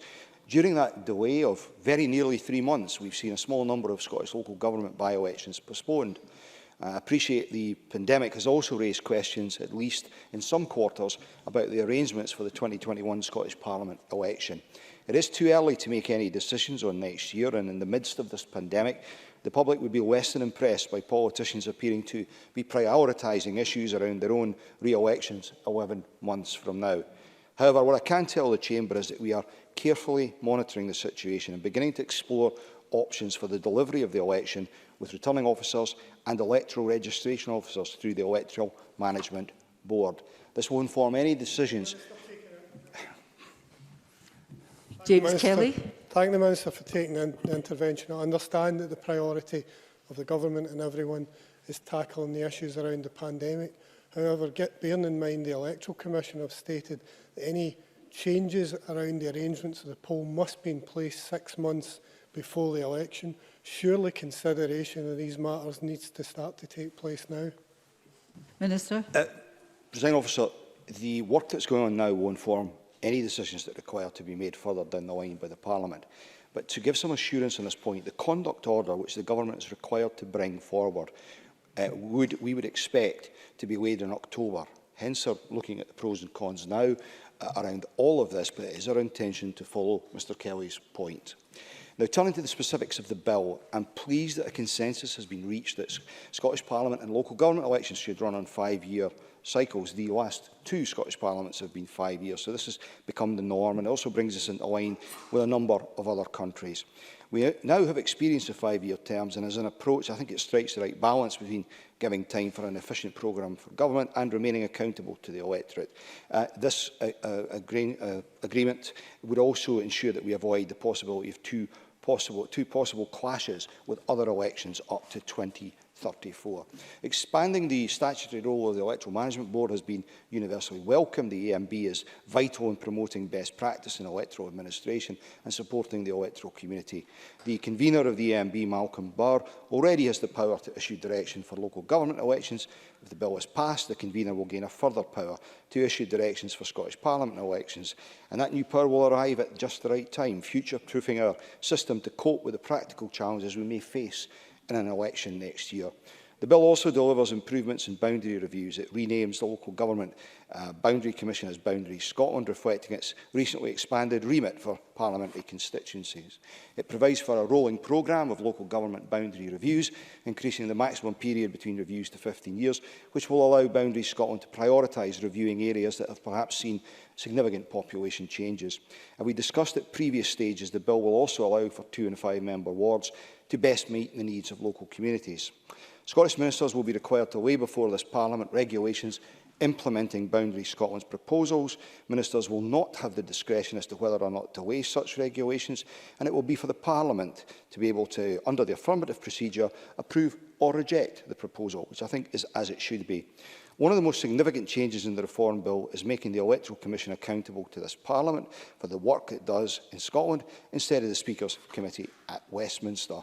The Commission welcomes this change, having been closely involved in the development of the provisions. It's right and proper that oversight and funding for the vital work the Electoral Commission undertakes for Scottish elections should rest here. The Commission will also gain new powers, including setting codes of practice for candidate expenditure. After an amendment unanimously agreed at Stage 2, the Commission will lead the evaluation of all pilot schemes, formalising a role they've previously played. The Electoral Commission plays a vital role in the delivery of fair elections. I'm delighted that the relationship with this Parliament will be a direct one. This bill also extends the presiding officer's existing power to rearrange the polling date for a Scottish parliamentary election by a month, so that he can do so even when the Parliament has been dissolved. These are the key systemic reforms in the bill, but of course it addresses a number of other important issues. After dialogue with colleagues from across this chamber, we've today included provisions which will require the Electoral Commission to report on the assistance provided to disabled persons at Scottish elections, including those running pilot schemes. We need to meet the needs of all voters to ensure that everyone can exercise their fundamental democratic right to vote securely and in private. This Parliament led the way by giving 16-year-olds the right to vote in the 2014 referendum and its subsequent elections. In this bill, we build on that progress, promoting engagement with Scotland's young people by ensuring that they register as attainers at the age of 14. This will allow our partners in local government and education to have early conversations with young people about their voting rights. I was encouraged to see early progress around increasing understanding of the political processes in my own constituency prior to the pandemic hitting.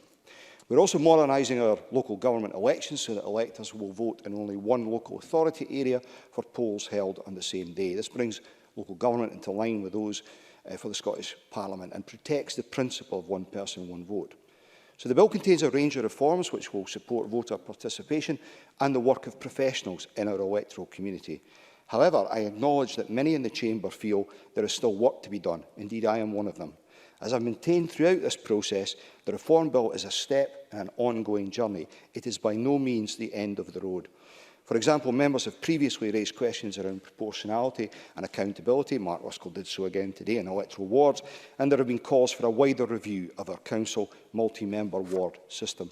Such a complex piece of work is clearly a question for the next Parliament, but I'm pleased that this bill has encouraged that debate, which may well be expanded upon over the coming hour or so. In the meantime, Presiding Officer, I move that the Parliament agrees that the Scottish Elections Reform Bill be passed. Thank you very much, Mr Day. And I call Adam Tompkins over with the Conservatives. Mr Tompkins, please. Thank you, Deputy Presiding Officer. I want to start with the points, very important points that were made with the Minister by Sarah Boyack and James Kelly. It's really important that we all understand that the Electoral Commission today have said that they continue to recommend that all legislation relating to elections must be clear at least 6 months before it is required to be implemented or complied with. And that includes not only this bill, but it also includes any future legislative change that is needed or may be needed in order to accommodate or manage the next election to this Parliament, whenever that takes place, whether it takes place on schedule in May of 2021 or whether it has to be delayed. And I think it's really welcome that the Minister has on the record today reconfirmed his government's commitment to ensure that that 6-month timetable is complied with no matter what. We cannot have exceptions to that. We know that we live in extraordinary times. We know that we are confronting an emergency, but we cannot have emergency rules made in a hurry that change the way in which representative democracy is run and our elections are run in this country, pandemic or no pandemic. The Electoral Commission is unambiguous about that, and I welcome what I have taken to be the Minister's equal unambiguity about that today. We have some time, because 6 months before May isn't until, obviously, the end of this year. So we have some time over the months of the summer and, indeed, the early autumn to ensure that our rules are fully in place 6 months before the election takes place. And as I say, I just welcome the fact that that's been said very clearly this afternoon. I also welcome the way in which the Minister has conducted himself throughout the passage of this bill. I spoke about 3 aspects of the bill in the Stage 1 debate, which was in early February, but feels like a lifetime, if not a generation ago. I want to speak about 2 of those today, one of which is the issue of 2 and 5 member council wards. And as we know, as the law currently stands, all council wards in Scotland have either 3 or 4 councillors, and the Islands Act, which the Minister has referred to earlier this afternoon, allows the creation of 1 or 2 member wards in the islands. And Section 4 of this bill allows the creation of 2, 3, 4 or 5 member wards in any council area in Scotland, whether in the islands or not. And that flexibility is welcome, but only to an extent. And I think we all understand that that flexibility is not an unalloyed good, and that notwithstanding the fact that 2 member wards, or indeed 5 member wards, may be desirable in some areas that have strong community boundaries, not at the cost of, not at the price of undermining or undercutting the proportionality between votes cast and seats won that our STV system is based on, that we use across Scotland now for local government elections. 2 member wards make the achievement of that proportionality much more difficult, as Mark Ruskell said earlier on this afternoon. And the Standards Committee, in its very valuable Stage 1 inquiry into this legislation, said that 2 member wards should be used only in what that committee called very exceptional circumstances. And I agree with that. And I think that the way in which the provisions with regard to the creation or possible creation of 2 or 5 member wards in and under Section 4 of this bill have been strengthened during the passage of this bill are to be welcomed. Welcomed not only in terms of the amendments that were moved in the government's name at Stage 2, but also the amendments which were unanimously passed earlier this afternoon to require the Boundaries Commission to report in full to the Scottish Parliament with regard to any recommendation that it makes in the future that any ward should be created that elects only 2 or as many as 5 members. I think these are important steps in the right direction, but all of these steps, I think, need to be taken, if they are taken at all, with it in mind that it is, I think, the cross-party view across the entire chamber that we would want to see 2 or 5 member council wards only in what the Standards Committee called very exceptional circumstances. The final element of the bill that I just want to reflect on, which hasn't been talked about in Stage 3 this afternoon, but which is nonetheless, I think, extremely important, is the setting of term lengths for elections to this Parliament and indeed also to local government, and setting them at 5 years. Now, I said at Stage 1, and I haven't changed my mind, that personally I prefer 4 years to 5 years, but that boat has sailed, or at least it sailed for the time being, because of the Fixed Term Parliaments Act. And I think the really important thing here is not to have a largely futile argument about which is better, 4 years or 5 years, but to ensure that there is clarity and certainty. Whenever you are thinking about electoral law, it is the interests of the voters which must be paramount. That's what the Electoral Commission is there for. That's why the Electoral Commission says that all of these rules must be in place, whatever they are, 6 months before the date of any election.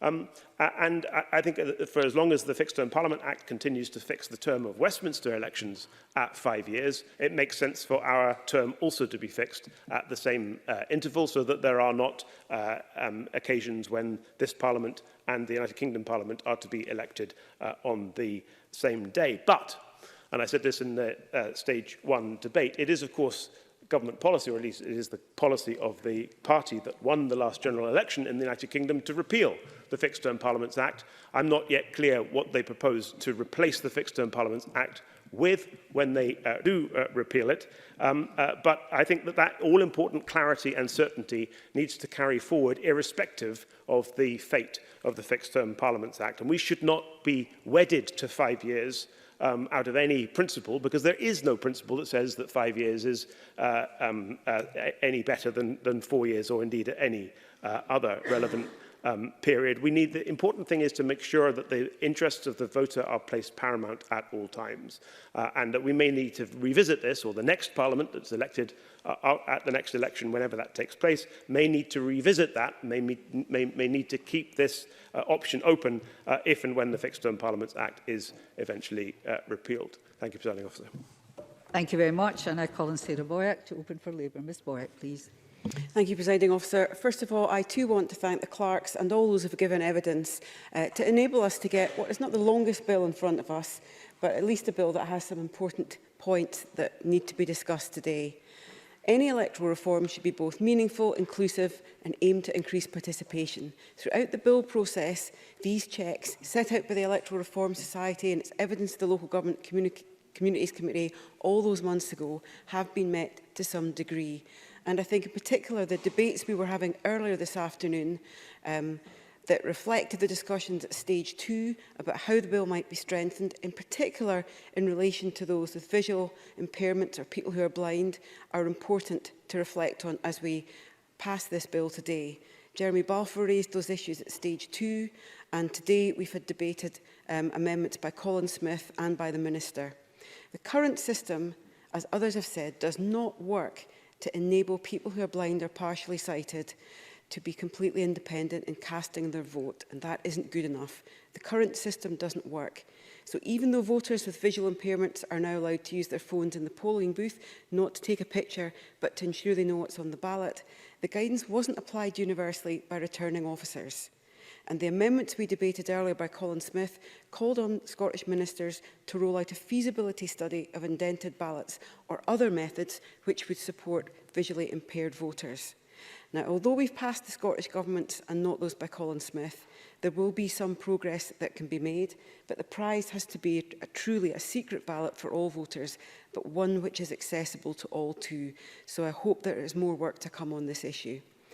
In addition to this, I welcome the transfer of oversight of voting trials, including electronic voting trials, to the Electoral Commission.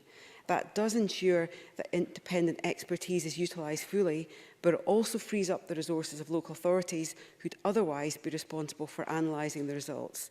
But I do want at this stage to argue for extreme caution in using electronic voting, because as I observed in the stage 1 debate, there have been major problems in other European countries who've trialled electric voting. It has not always worked, and there are fraud issues.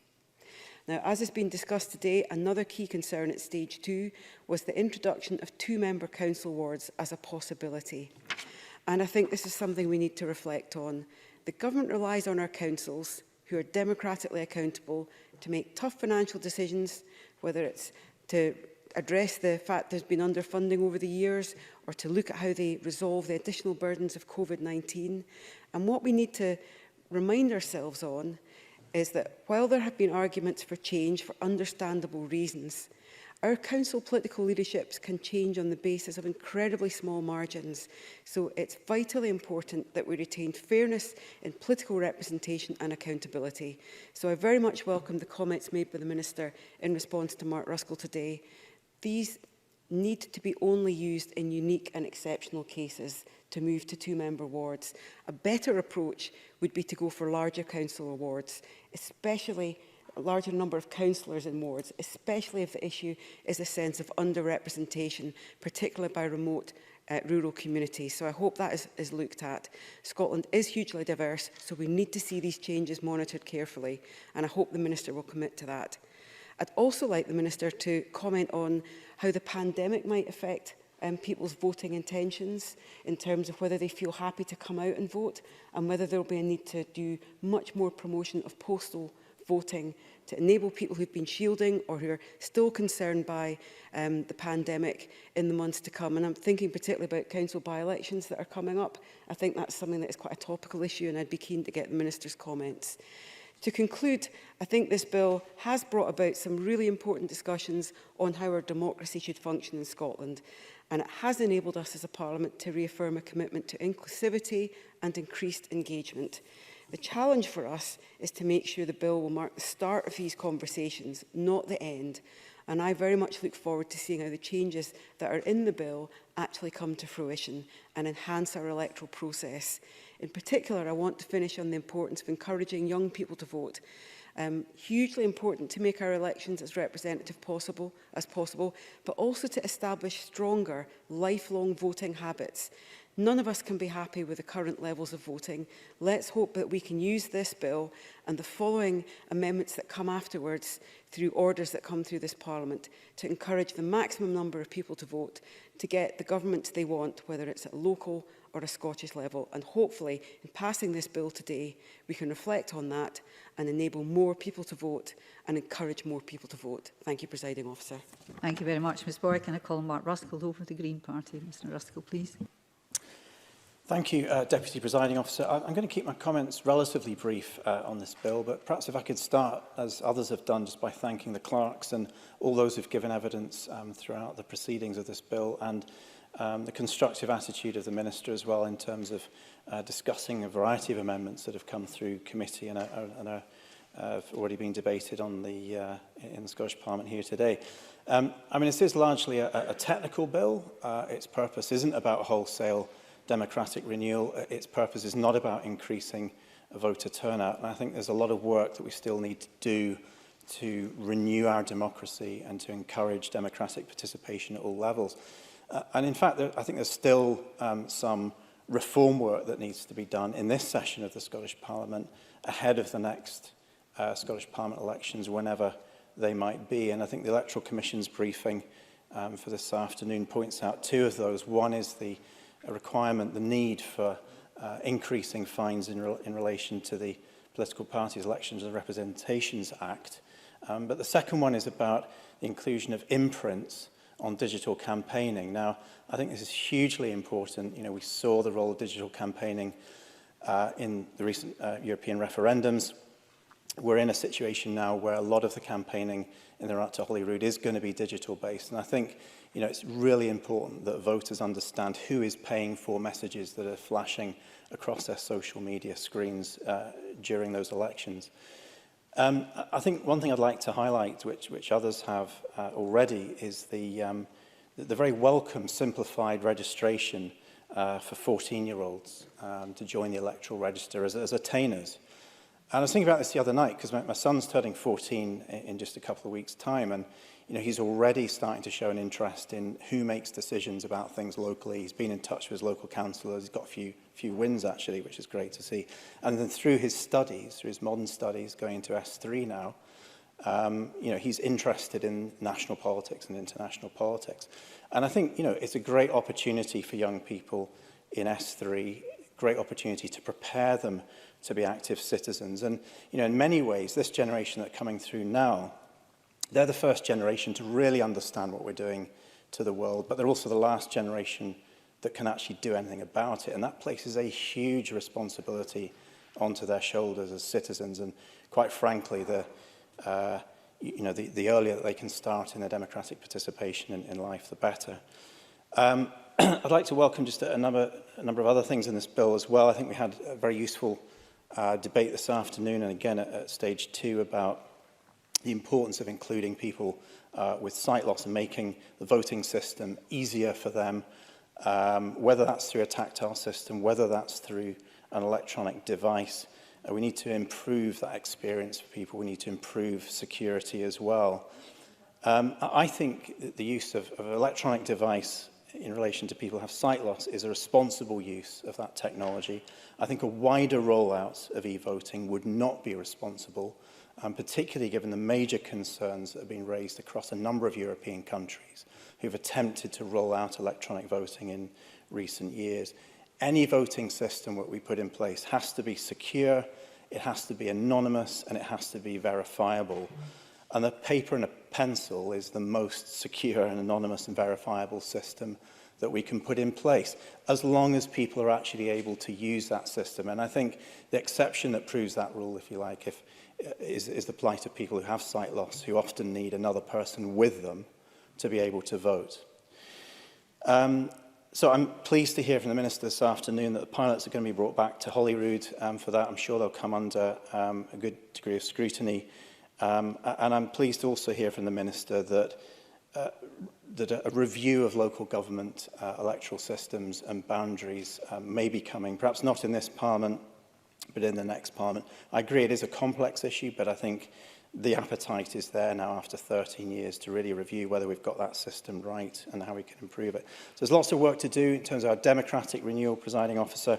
I hope that this government doesn't wait too long to put in place those final pieces of electoral reform that it needs to do in this session to enable then those Holyrood elections to take place, but also for whatever government takes the reins at Holyrood next time round, for there to be a much more radical view of democratic reform, voter turnout, and we can really start to incentivise active citizens in our society. Thank you very much. I call Willie Rennie to open to Liberal Democrats. Mr Rennie, please. Thank you, Deputy Presiding Officer. I want to thank the clerks, the committee, the officials, the witnesses, as well as the advisers for their work on this bill. With regards to what the Minister was saying about the 2021 elections, I think he's right. We need to be cautious.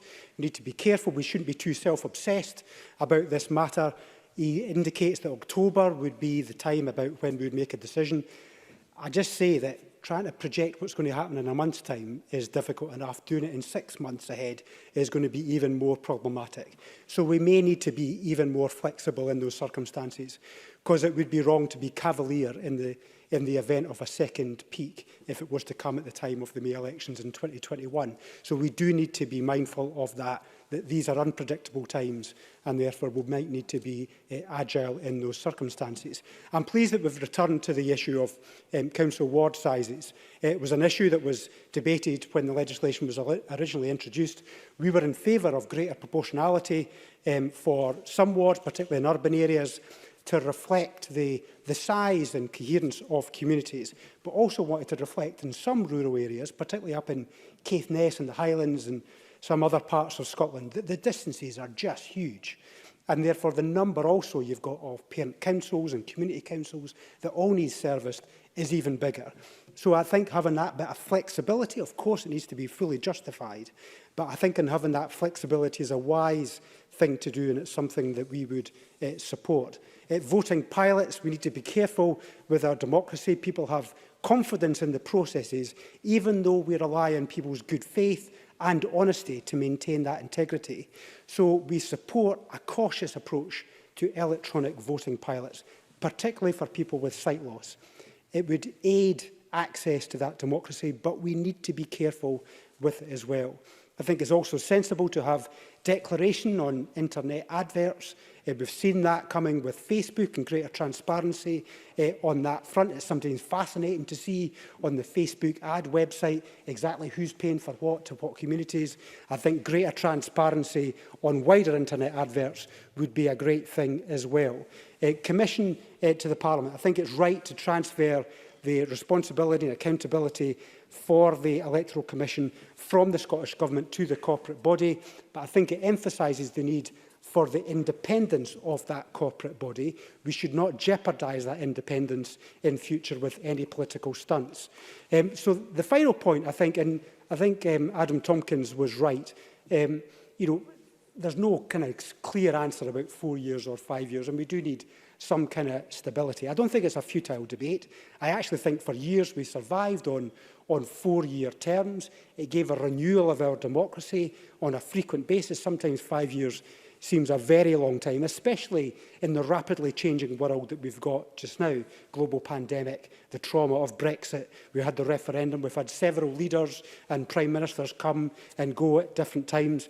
So we've had a lot of change, and I think it would be sensible to have a fixed term of 4 years in future. So I would see the opportunity, perhaps of the revision of the Fixed Term Parliaments Act, to see whether we can change again in this Parliament back to a 4-year term, which I think would give us the frequency of democracy that I think would help us all. Thank you. Thank you very much. Open debate, and I call Maureen Watt to be followed by Alexander Stewart. Ms Watt, please. Thank you, Presiding Officer, and I'm pleased to be taking in this Stage 3 debate today as the Scottish Elections Reform Bill nears its end. And I too would like to thank the Bill team and the clerks of the Standards, Procedures and Public Appointments Committee and the witnesses who helped myself and others on the committee understand the many parts of this bill. As someone who, prior to the setting up of this Scottish Parliament, was a member of the Macintosh Commission looking into the relationship between the new Parliament and government and local government, and then the subsequent Curley Committee that looked into the voting system for local government and the payment of councillors, among other things, I think this bill seems to me to contribute to the evolution, if you like, of devolution, the process of devolution that Donald Dewar talked about. This bill and the other bill in this area that the committee has recently considered are building blocks to enhance our democracy. This will always be a process as things evolve in this Parliament as it acquires more powers, and we have to continue to monitor the efficacy of new procedures and systems. That goes for electronic voting, which of course should not be confused with electronic counting. Some of us will have had the experience of electronic counting, and it didn't go very well, and it's not been used again since. But I do think the time will come when we will be voting and counting electronically. I'm sure most members in the chamber are very sympathetic to and behind the moves to make voting as accessible to those with sight loss and impairment as to the rest of the population. And I was grateful for the letter from the Minister of the 28th of May detailing that there is work to develop a prototype solution, and that given its interactive nature of that trial, it had to be paused because of COVID-19. But I hope it can go ahead at the earliest possible opportunity. Part of strengthening democracy is the change in the bill to allow greater flexibility, as others have said, on the number of councillors per ward to reflect the diverse nature of Scotland, its rurality and its remoteness, and the fact that one size doesn't fit all. I believe this is important, but I do agree with Mark Ruskell that we need to keep a watching eye on this to ensure that democratic representation is maintained. I know that some people are unhappy with the move from 4-year fixed term to a 5-year term, but as the Minister said, this is the norm in most countries. And as someone who has served as a minister in each of the last 3 governments, I know and understand the pressures on the civil service, and especially those in the legal directorate, to deliver the legislation required to put the governing party's manifesto commitments into competent legislation. And I had a very wry smile when Adam Tompkins talked about fixed terms today, and also as he did in his stage 1 contribution, when we've had 3 elections in 5 years in that other place, and the idea that we should be taking our lead from there is frankly ludicrous. Presiding Officer, there are very many other important parts of this bill, like the Electoral Commission's Code of Practice, Electoral Commission's oversight in relation to expenses and donations, but I finish with a great part in this bill that strengthens the voting at 16 by allowing young people to register for voting from 14. And I hope that we will all support this bill tonight at decision time. Thank you very much, Ms Watt. I call Alexander Stewart, to be followed by James Kelly. Mr Stewart, please. Thank you, Deputy Presiding Officer. I'm delighted to be able to participate in this afternoon's Stage 3 debate on the Elections Reform Bill. The proposals in this bill make some sensible changes to the Scottish democratic process. And of course, the primary change is to amend in terms of Scottish Parliament elections and local elections from 4 to 5 years. This new timescale will ensure that Holyrood and local council elections will not take place on the same day. However, this is no guarantee that they will not prevent Westminster elections occurring on the same day as either of the 2 elections given with the UK Government. And we've already heard that the UK Government's intention is to repeal the Fixed Term Parliament Act. We're not sure what they're replacing it with as yet, but they wish to remove it. Regardless of that, the UK general elections can and have taken place even with that Act being in place. Therefore, whilst these changes make clashes less likely, they cannot prevent them entirely. In such circumstances, the Parliament would have the ability and the decisions to take further steps to avoid clashes in future. Now, Deputy Presiding Officer, having served as a councillor for a single ward myself in years gone by, I recognise the benefits of that system, where a smaller electorate had the opportunity to have one dedicated councillor. And that meant that in some of the more rural wards and rural areas, that was managed much more sensibly. But I also now acknowledge, Deputy Presiding Officer, the benefits that multi-member wards have brought to the Scottish local government, ensuring that there's more flexibility and that there is a representation across the piece. Now, we've talked about the two-member ward system being introduced, and I think that combines the benefits of both systems. But as already has been indicated, we must ensure that such wards are used in exceptional circumstances where a three-member ward would be totally impractical. Five-member wards are also have been discussed, and they would be brought in for our most densely populated areas. They will help to ensure a more proportional result for local government across that area. These proposals in relation to the review of local development should be seen as sensible. Certain areas can see significant levels of development and an increase in population in short periods, and that has to be reflected when we're looking at the electoral system to ensure that we have that. Allowing the Local Government Boundary Commission to determine when electoral wards are to be reviewed, as long as it is done within a set period, is also gives us much more flexibility, and I think that is vitally important. The proposed change to allow the Scottish Parliament presiding officer to postpone elections, even if Parliament has already had and discussed that, is also very sensible. We can also see that the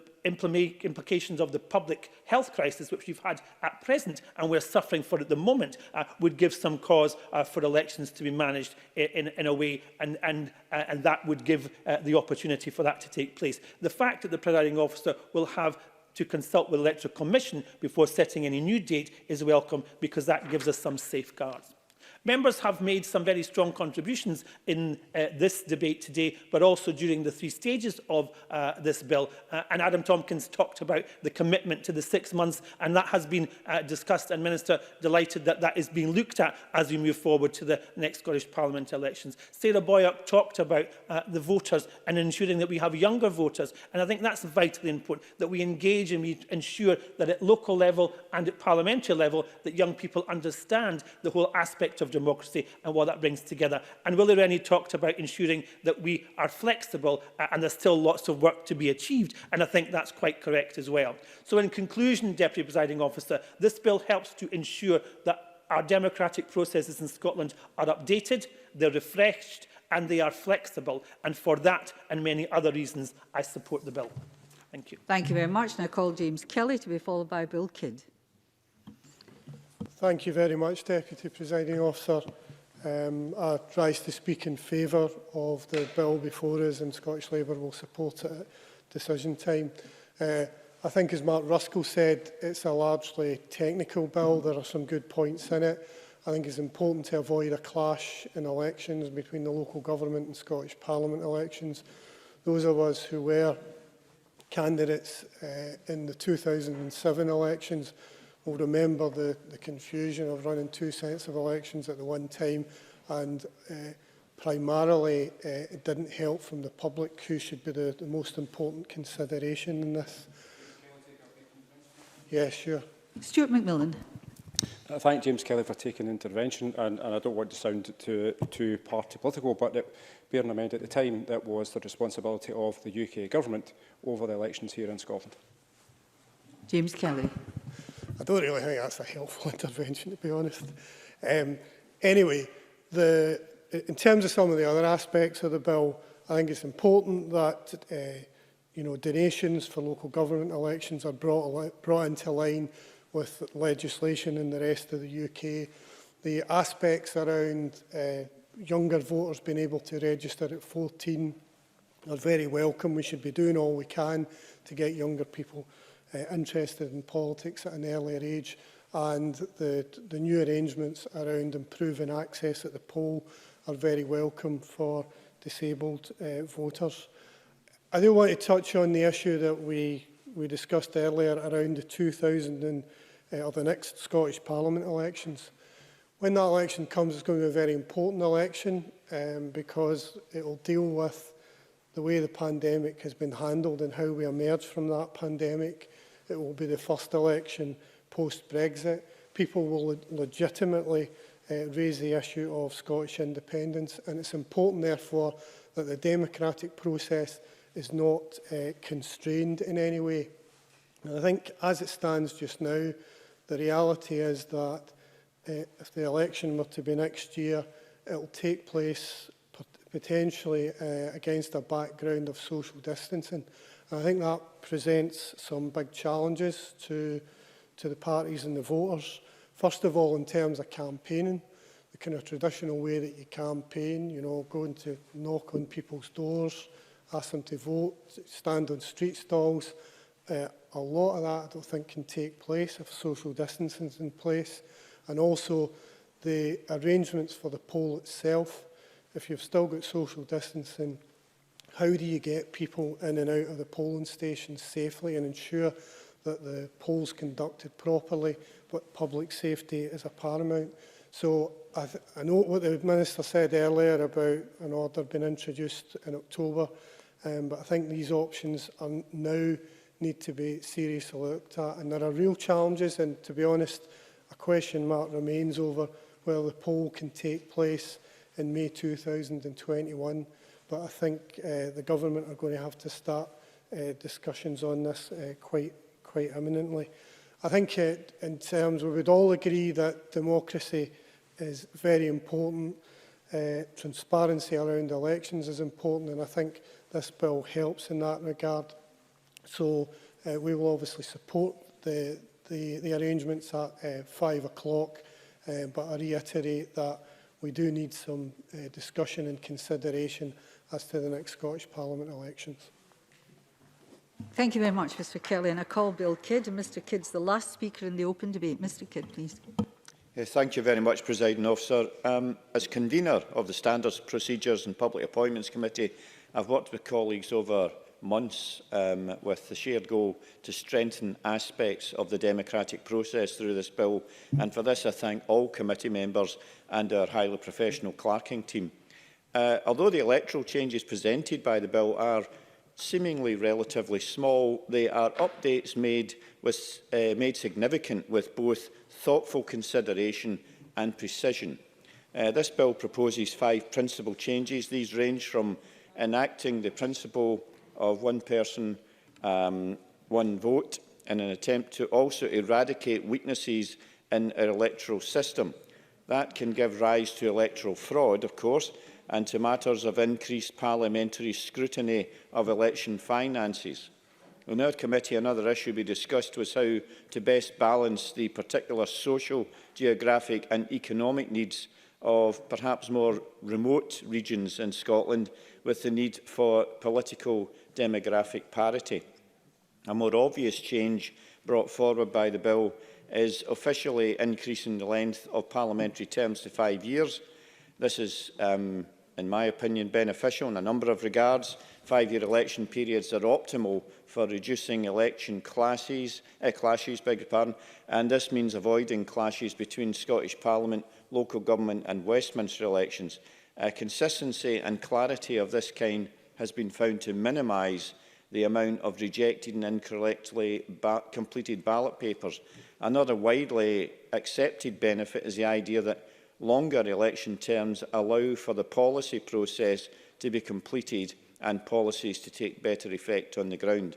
Finally, we have agreed that new technologies make electronic voting a real possibility. This is important as it has the ability, if used correctly, to improve voting for people with disabilities, in particular people with visual impairments.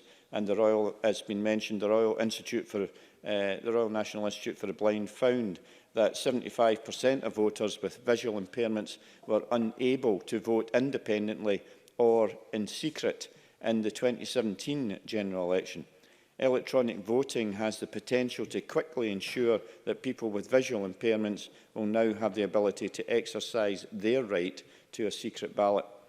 This may seem small as a legislative change to some people, but it will have a big impact for people living with disabilities and will enable those with previous democratic disadvantage to fully participate in a key component of our democratic system, the right to vote freely. Electoral changes brought forward through this bill have been carefully considered with the intent of promoting fairness, accessibility and improving the quality of Scottish democratic processes. Through these changes, we can build on the significant democratic progress that has been made and achieved over the past 100 years, making it possible for everyone to enact their right to vote in secret becomes even more poignant when looked at from a historical perspective. Although there is now a wide-ranging consensus in the Parliament and the nation that we should all have the franchise, irrespective of disability, sex or race, we have to recognise this as hard-fought ground. This was led by good and courageous people, and it seems impossible to talk, in my opinion, about democratic rights and reducing all forms of discrimination without us here in Scotland recognising what is going on right now in the US. This week we respond to the atrocity that led to the death of George Floyd, a good man who was committed to seeing an end to cycles of violence. What has happened reinforces that we cannot take democratic rights for granted. It's our responsibility to not only recognise our privilege in this democratic process, but to speak up when we see discrimination happen and make a stand. Presiding Officer, that's why I want to end my speech today on a related but slightly different democratic statement by taking this opportunity to publicly say Black Lives Matter. Thank you very much. Thank you very much, Mr Kidd. I move to closing speeches and I call Neil Findlay, please, to close for Labour. Mr Findlay. Thanks, Presiding Officer. I would like to echo the words of the convener of the committee just when he finished up there. Absolutely solidarity with all those who are protesting against the violence in the US and indeed people who are joining in across the world. I think there's many people who are standing in solidarity today. Can I begin by thanking the committee members and the convener and the clerks and all the witnesses who helped us through the bill. We had some very interesting sessions and they assisted us greatly in our deliberations. This bill is, of course, by nature pretty dry and bureaucratic and technical, but it's important to our democracy. Elections in a participative, representative democracy must be free and fair and seen to be so. Having confidence in the integrity of the system is fundamental to its success. The bill clarifies the role of the Electoral Commission, as we've heard, and rebrands the Boundary Commission for Scotland as Boundaries Scotland. I'm sure that's an expensive rebranding, as all these things are, and I'm sure it's money very well spent, but that's what happens with the bill. Our democracy has to be constantly under review to reflect changing society and culture, and some of the provisions within the bill do that. It seeks to increase participation in our democracy, and I think we all look forward to seeing the positive results of the initiatives to assist disabled people, disabled citizens access their ballot, and visually impaired voters to vote independently and in secret. It is extremely important that people can exercise their right to vote and that all barriers to that are removed. And that should be an ongoing task, and I hope it will be a rolling programme of work, and that the Minister will indeed ensure that officials engage with the RNIB and others as they put forward very practical suggestions. It is a bit disappointing that Colin Smith's amendment didn't pass. We supported the provision of 5-year term lengths, and Adam Tompkins mentioned that this is by no means unanimous, and indeed it was not unanimous within my party either. It's, you know, some people have views in one way or another, and that's no bad thing. But the majority supported 5-year term lengths.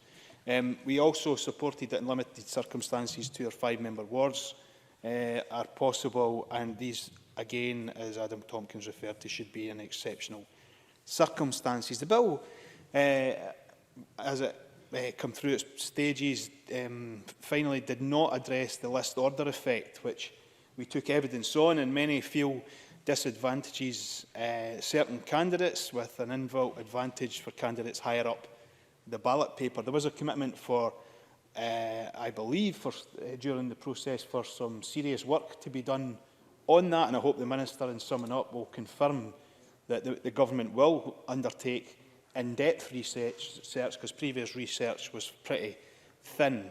My own personal view is that full randomisation would be the best option. Will there any mentioned issues around paid advertising in elections, which wasn't covered in the bill, but I think it's a very valid point to make, as we've seen in other countries, and indeed their own, the impact of paid advertising, and it's always good to know who's actually behind it.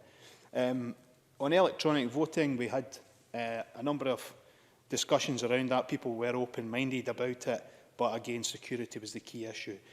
Just as a sum up, Presiding Officer, the Scottish elections in 2021, we all, I think, have a vested interest, some for some reasons and some for other. I'm looking at Mr Lyle here and myself for the reasons that we have a vested interest in the 2021 election. It is exactly. It is very. I think for Mr Lyle and I, it's very important that those elections happen on time.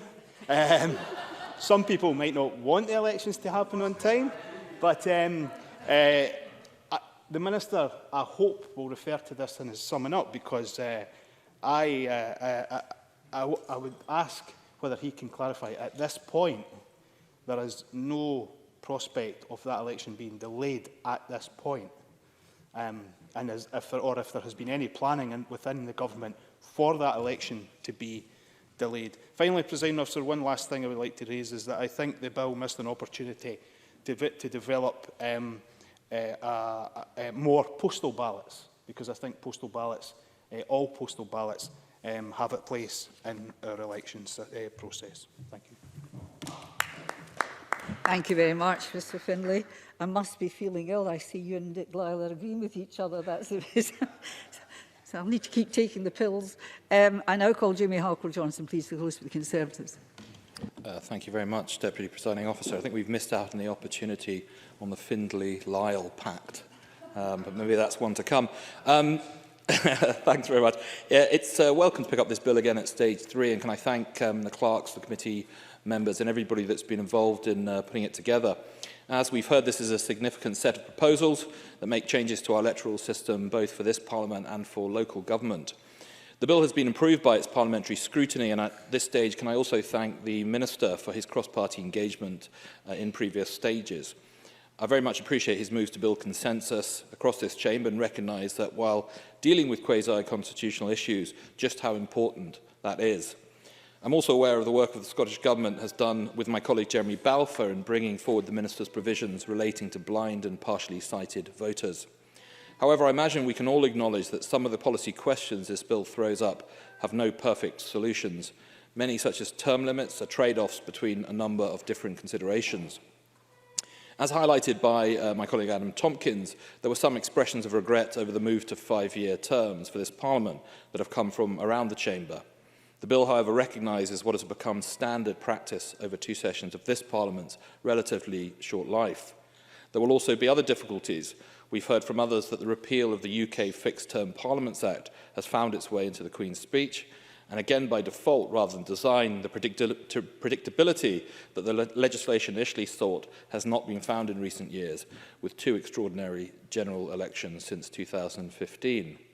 Perhaps these will be questions for a future Scottish Parliament to look at, and perhaps the balance will shift in time. For now, though, the bill reflects the reality that we live in. Equally, at stage 2, we saw attempts to remove the reference to 2-member wards from the bill fall. I'd like to make clear that I understand the feelings of those members who have concerns about this point. They are, of course, entirely correct to say that 2-member wards water down the proportionality of the electoral system. It's also relevant, however, that this point has been conceded already in the Islands Act, and it's difficult to defend one without the other. As Willie Rennie highlighted, and as a Highlands and Islands MSP, I know very well, there are distinctive communities outside of Scotland's islands, and unfortunately we have devised few ways to represent them. Boundary changes are relatively frequent events. Local authorities can still seem distant, and it's been almost 50 years since many natural communities had their own forms of local democratic expression. However, I do emphasise that this power should be used sparingly and reserved for those occasions where there is a genuine distinction that makes larger wards impractical. I would, however, not want to dwell on the areas where we disagreed, because there was a significant level of unanimity found at stage 2. Audit and financial provisions found favour across party lines, as did the important role of the Electoral Commission and the Boundary Commission in reviewing wards. This has been valuable, and there have been many positive observations and contributions from around the Chamber today. As I highlighted, my colleague Alan Tompkins welcomed the constructive approach of the Minister. He also raised concerns around two-member wards, but recognised the committee's concerns on the same issue, and that we raised in our report that this should only be done in very exceptional circumstances. Convener Bill Kidd highlighted the potential role of electronic voting, particularly for those with visual impairment, and the impact this could have on their ability to vote. Alexander Stewart brought his expertise as a former councillor from the fair city of Perth to discuss some of the detail and experiences around multi-member wards. He also spoke of the role of the presiding officer in addressing the movement of election dates, where, for example, a major crisis occurs. The present circumstances we find ourselves in are a reminder that there is much beyond this Chamber's control and our ability to predict. In conclusion, Deputy Presiding Officers, this is an important bill, and it's necessary that these questions are answered at this time. It is right to take a cautious and consensual approach when dealing with questions of this significance and find agreed solutions. There are a number of questions that this bill raises that don't have simple answers, but the bill is a welcome step forward and will find support from this side of the Chamber. Thank you. Thank you very much, Mr Halford-Johnson. And I call on Graeme Day to close for the Government. Minister, please. Presiding Officer, I want to thank members for their contributions to today's debate. But before I turn to some of the points raised, I also want to place on record my own appreciation of the efforts of the officials who drafted this bill and have done such a fine job in taking it forward since introduction all those many months ago. As I noted earlier, this has been a drawn-out process thanks to the pandemic. I don't mind admitting, Presiding Officer, that I needed a quick, or maybe not so quick, refresher myself before we picked things up again. Such had been the period that elapsed between stage 2 and this afternoon. I am extremely grateful to the Bill team for their endeavours, as I am to the members for their constructive input to the scrutiny process throughout. And I'll pick up on some of the points that have been made.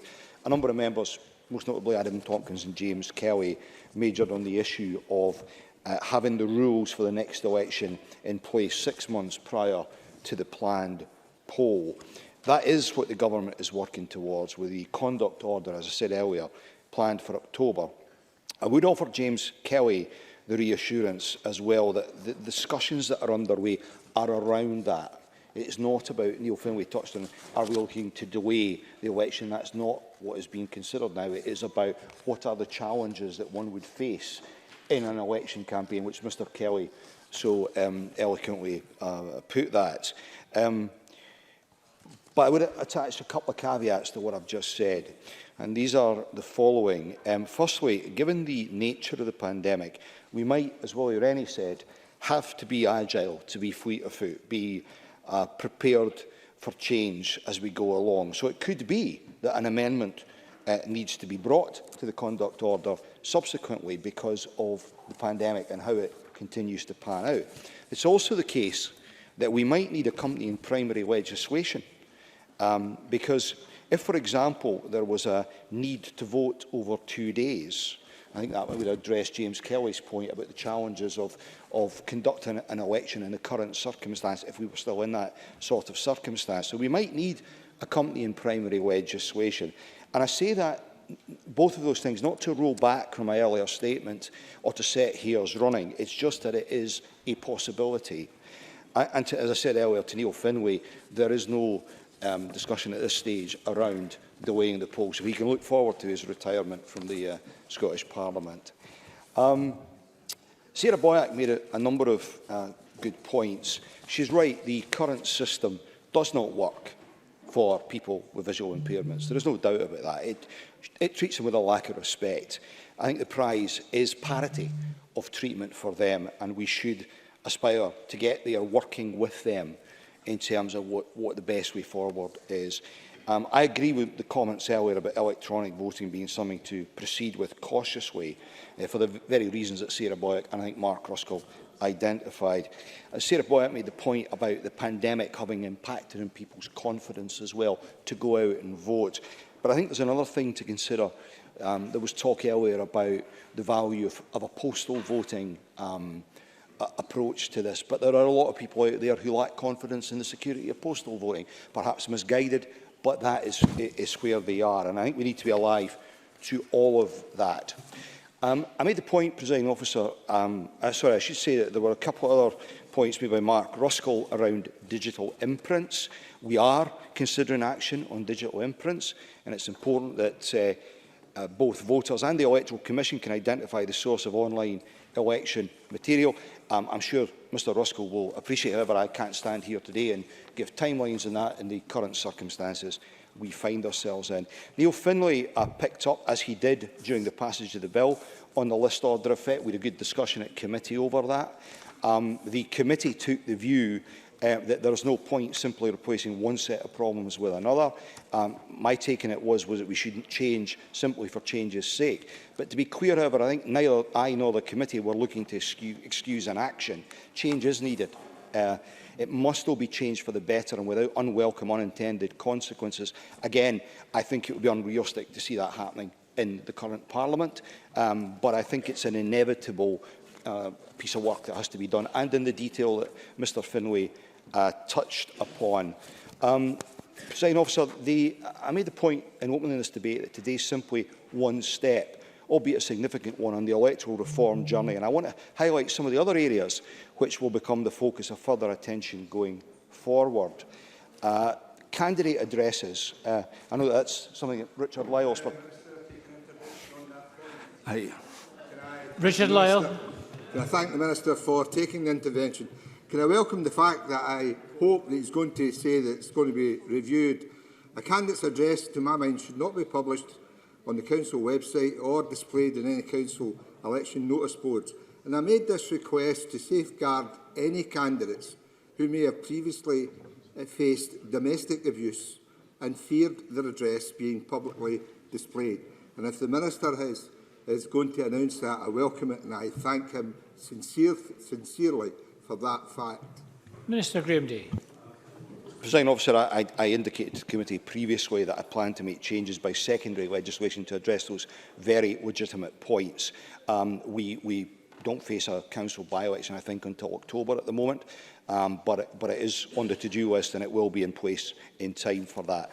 There were other issues that arose during the work of the committee: the issue of further powers for the Electoral Commission, the review of multi-member wards. That whole system has been highlighted today again. I think the issue of women in elected office and tackling gender imbalance is something that is going to have to be looked at as we go forward. So too consolidation of electoral law. That will be a very, very substantial piece of work, but one I think perhaps the next Parliament will need to address because it does need to be dealt with. Presiding Officer, as I conclude my remarks, I'd just take a moment to reflect on the significance of our discussions here in the Chamber today. The Parliament has had powers over its own elections and the wider electoral landscape for a very limited time, but we've already made real change. This bill and the recent Scottish Elections Franchise and Representation Act are part of a process of reform and modernisation that's key to the health of our democracy. Scotland is demonstrating creativity, adaptability and a real commitment to inclusive elections with these ongoing reforms. While we must move carefully, we can be proud of the progress we're making as a Parliament and as a nation. Presiding Officer, electoral processes like parliamentary ones do not stand still. 4 months ago, no one would have considered the possibility of the Scottish Parliament holding virtual question sessions and having ministers and members contribute to hybrid chamber proceedings via screens surrounding the presiding officer's platform. But courtesy of the pandemic and having to find ways of working, that is where we are. We may not have such an imperative driving wider electoral process changes. Nevertheless, we must remain open to bringing about further improvement, not least of all where it's designed to encourage voter participation. This bill should be seen as providing evidence of our ambitions in this area and the impetus to the journey we are on. Presiding Officer.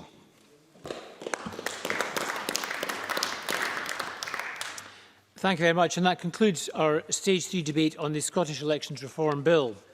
We're going to move on to the next item of business, which is consideration of Business Motion 21902 in the name of Graeme Day, on behalf of the Bureau, setting out a business programme. Could I call on Graeme Day to move this motion?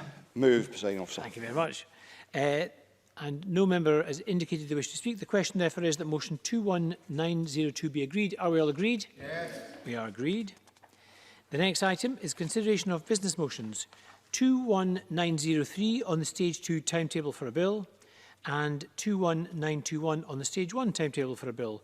Again, I've received no indication that any member wishes to speak on these motions. Could I call on Graeme Day to move the above named motions? Moved, Presiding Officer. Thank you. And the question is that motions 21903 and 21921 be agreed. Are we all agreed? Yes. We are agreed. The next item is consideration of 3 Parliamentary Bureau motions. Could I call on Graeme Day once more to move motions 21904 on designation of a lead committee, 21906 on approval of an SSI and 21926 on parliamentary recess dates? Moved, Presiding Officer. Thank you very much. I think a point of order from Patrick Harvey.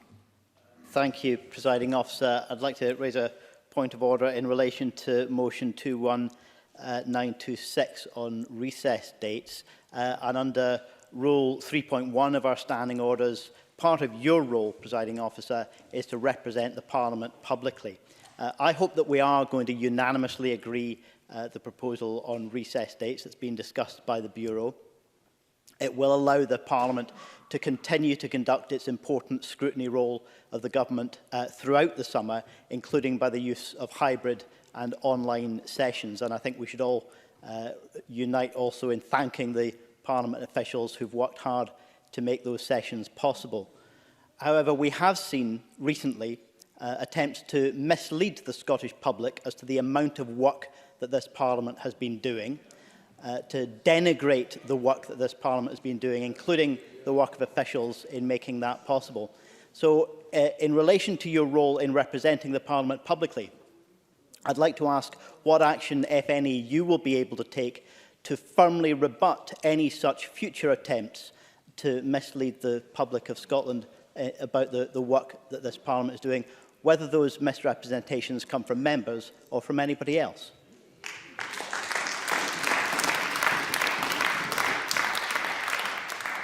Thank you very much, Mr Harvey, and can I thank you for advance notice of a point of order. It gives me a chance to draw members' attention to the fact that motion 21926 gives all members the chance to vote on our new approach to the summer recess. As members will appreciate, we are in very unusual times. And the Parliamentary Bureau, it was agreed unanimously by all the business managers that we would not be able to take our usual approach to recess, and we were proposing to meet every Thursday throughout the recess, including here in the Chamber, virtual meetings on Thursdays, other than here in the Chamber on the 9th and 30th of July. And that will be a hybrid meeting with members sitting here and allowed to access remotely too. And members will have a chance to vote on that shortly. And yes, I can confirm to Patrick Harvey that my duties and responsibilities as presiding officer also encompass representing the Parliament. And I try to represent the views of all members in this Parliament and to promote the work of the Parliament. And I also try to proactively ensure that members of the public are fully aware of the activities here. I will try and do so as appropriately as possible from now on, as I always do. The question on these motions will be put at decision time, which will come shortly. The next item of business is consideration of 2 SSIs. Could I call on Graeme Day to move motions 21915 and 21916? Moved, Presiding Officer. Thank you very much. And I believe Liam Kerr wishes to speak against motion 21916. Yes, thank you, Presiding Officer. I rise to speak against SSI 21916. I don't propose to rehearse the arguments, as this was done in depth on the 20th of February 2020. However, I have read the official report, and I note that there were 4 key arguments advanced in favour of giving prisoners serving sentences of less than 12 months the vote. Firstly, that the Hurst judgment requires it, but anyone who has read it knows it does not. That compliance with the ECHR requires it, but anyone familiar with the ECHR knows it does not. I beg your pardon? That those serving sentences of less than 12 months have committed less serious crimes. But the statistics show that such sentences are also given for crimes including attempted murder, serious assault and sexual offences. And finally, that it will help the process of establishing as more responsible citizens who will make a greater contribution to society when they leave prison. But no evidence was adduced to support this assertion. So the 4 key arguments underpinning this legislation do not stack up Now, unlike, it seems, other matters falling within the Cabinet Secretary for the Constitution's portfolio today, I think the Cabinet Secretary is aware of this. Indeed, looking at the official report, some might say he tacitly accepts it. Yet, he pushed through the initial prisoner voting change without scrutiny during last summer's recess. Now, we look at this SSI today before a half-empty chamber without the Cabinet Secretary present in the middle of a pandemic. That is not transparent. It is not good lawmaking, but it is a slap in the face to victims, and it is shoddy politics, and I'll have none of it. Thank you, Mr Kerr. Could I call on Graeme Day to respond on behalf of the Government? Officer, unlike Mr Kerr, I'm not going to fight old battles. Instead, I want to focus on what's actually before us. The two measures are a result of the extension of the electoral franchise and devolved elections to foreign nationals and certain prisoners as a result of the Scottish Elections Franchise and Representation Act 2020. The changes mainly relate to the local government electoral register, which is also used for Scottish Parliament elections. As a result, most of the following is contained in the Representation of the People Scotland Amendment Regulations 2020. These regulations are made under the Representation of the People Act 1983 and make consequential changes to the Representation of the People Scotland Regulations 2001. The Scottish Parliament Elections Amendment Order 2020 makes one change specific to the Scottish Parliament elections. It's made under Section 12 of the Scotland Act 1998. The Franchise Act's provisions on prisoner voting came into force on the 2nd of April 2020, the day after royal assent. No elections have occurred since then, and none are scheduled until October. But it's now possible for eligible prisoners to seek to register to vote, and electoral professionals have requested a number of changes to make that process operate smoothly. The regulations therefore require prisoners to provide their prisoner number in applying to be added to the register. They also remove the requirement for an electoral registration officer to personally visit a prisoner who does not respond to 3 successive invitations to register. That is what's before us tonight. A commencement order made at the end of May means that the Bill's extension of voting rights in respect of eligible foreign nationals will commence on the 3rd of August. The introduction of these new voters requires changes to electoral management systems, including a new marker for the recording of foreign national and prisoner voters on the electoral register. The regulations make this change with a new M marker to be applied in respect of qualifying foreign nationals from the 3rd of August and to eligible prisoners for the 1st of September. Those dates were agreed in discussion with electoral professionals and system providers. The regulations and also the Scottish Parliament Elections Amendment Order 2020 update existing statutory references to EU nationals who will now come within the new category of qualifying foreign nationals adopted by the Act. The order also makes technical changes necessary to provide that a qualifying foreign national who was registered as a local government elector or entered in the list of electoral proxies is not excluded from voting at a Scottish Parliament election on the grounds that they were not a qualifying national on the relevant date, which in most cases will be the date on which their application was made. These two SSIs therefore make various necessary consequential changes to secondary legislation to ensure that the citizens of all countries will be able to vote in Scottish Parliament and Scottish local government elections as long as they have the right to remain in the UK and ordinarily reside in Scotland. And I ask the Chamber to support them. Thank you very much, Minister. And the questions on these SSIs will be put. In fact, yes, the questions on these SSIs will be put at decision time, to which we now come. So the first question today is that motion 21891 in the name of Graeme Day on the Scottish Elections Reform Bill at stage 3 be agreed. And as this is an Act of Parliament, I'm going to ask members to cast their votes now.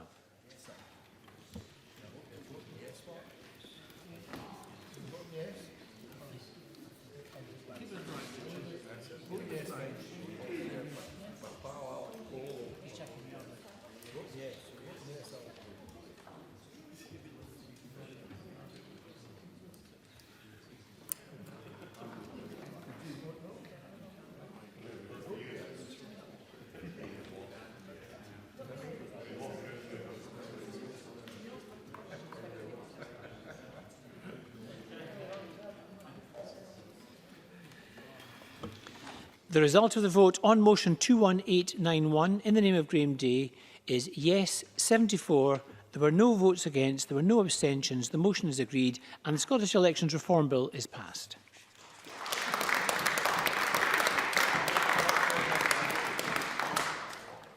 Now, I propose to ask a single question on 3 Parliamentary Bureau motions. This includes the motion on recess dates. Does any member object if I put the 3 questions together? That is motions 21904, 21906 and 21926?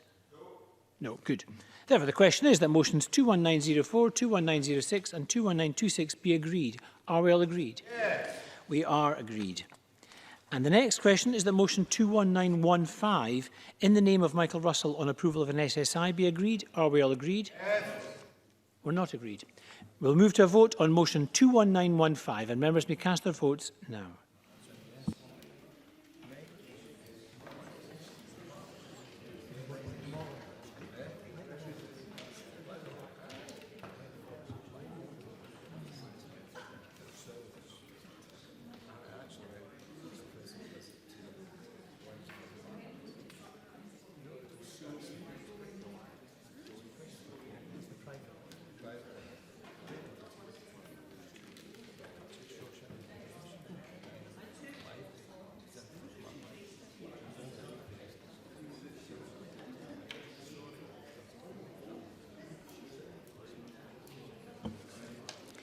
The result of the vote on motion 21915 in the name of Michael Russell is yes 58, no 17. There were no abstentions. The motion is therefore agreed.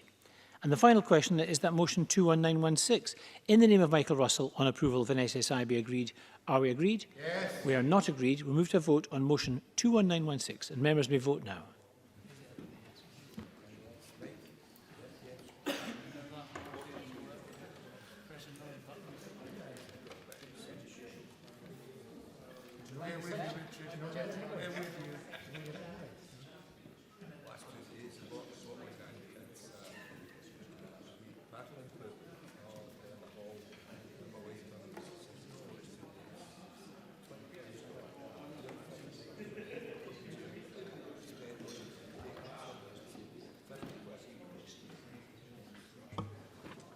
The result of the vote on motion 21916 in the name of Michael Russell is yes 58, no 17. There were no abstentions. The motion is therefore agreed. And that concludes decision time. We will resume tomorrow with virtual portfolio questions at 2 o'clock. Until then, I close this meeting.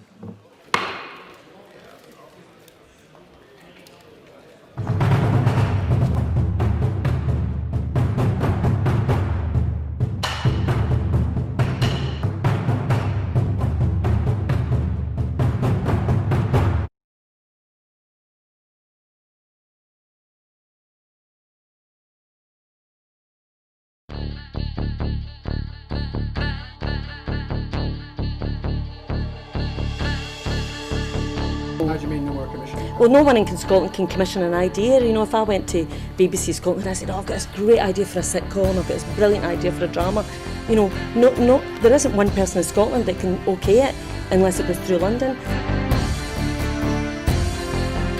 Good morning and welcome to another edition of Full Scottish. What's happening today? Hello and welcome to the Full Scottish here on Broadcasting Scotland. Scotland is going to be an independent country. That need, that desire for independence is ever stronger than perhaps it was in 2014. So there's an obligation that we've got to give leadership to that campaign. That's what Nicola Sturgeon, as our First Minister, has been doing. My feeling about Boris Johnson is he can't be trusted on anything. That is now and forever will be known as the rape clause. I'm old enough to remember going into Europe in '73, and I remember how much of a razor's edge that was a battling stone. And I think we made it by 53%, if I remember correctly, for going in. And ever since that time, England particularly has been pretty much schizophrenic, down the middle about whether it felt British or whether it felt European. And that schism, that crack has remained throughout English society ever since. Scotland means business. Scotland's voice won't be stilled, it won't be silenced, it has to be heard. About the work that's been done by Broadcasting Scotland in giving community activists, yes activists, Scottish activists a platform other than the traditional media outlets.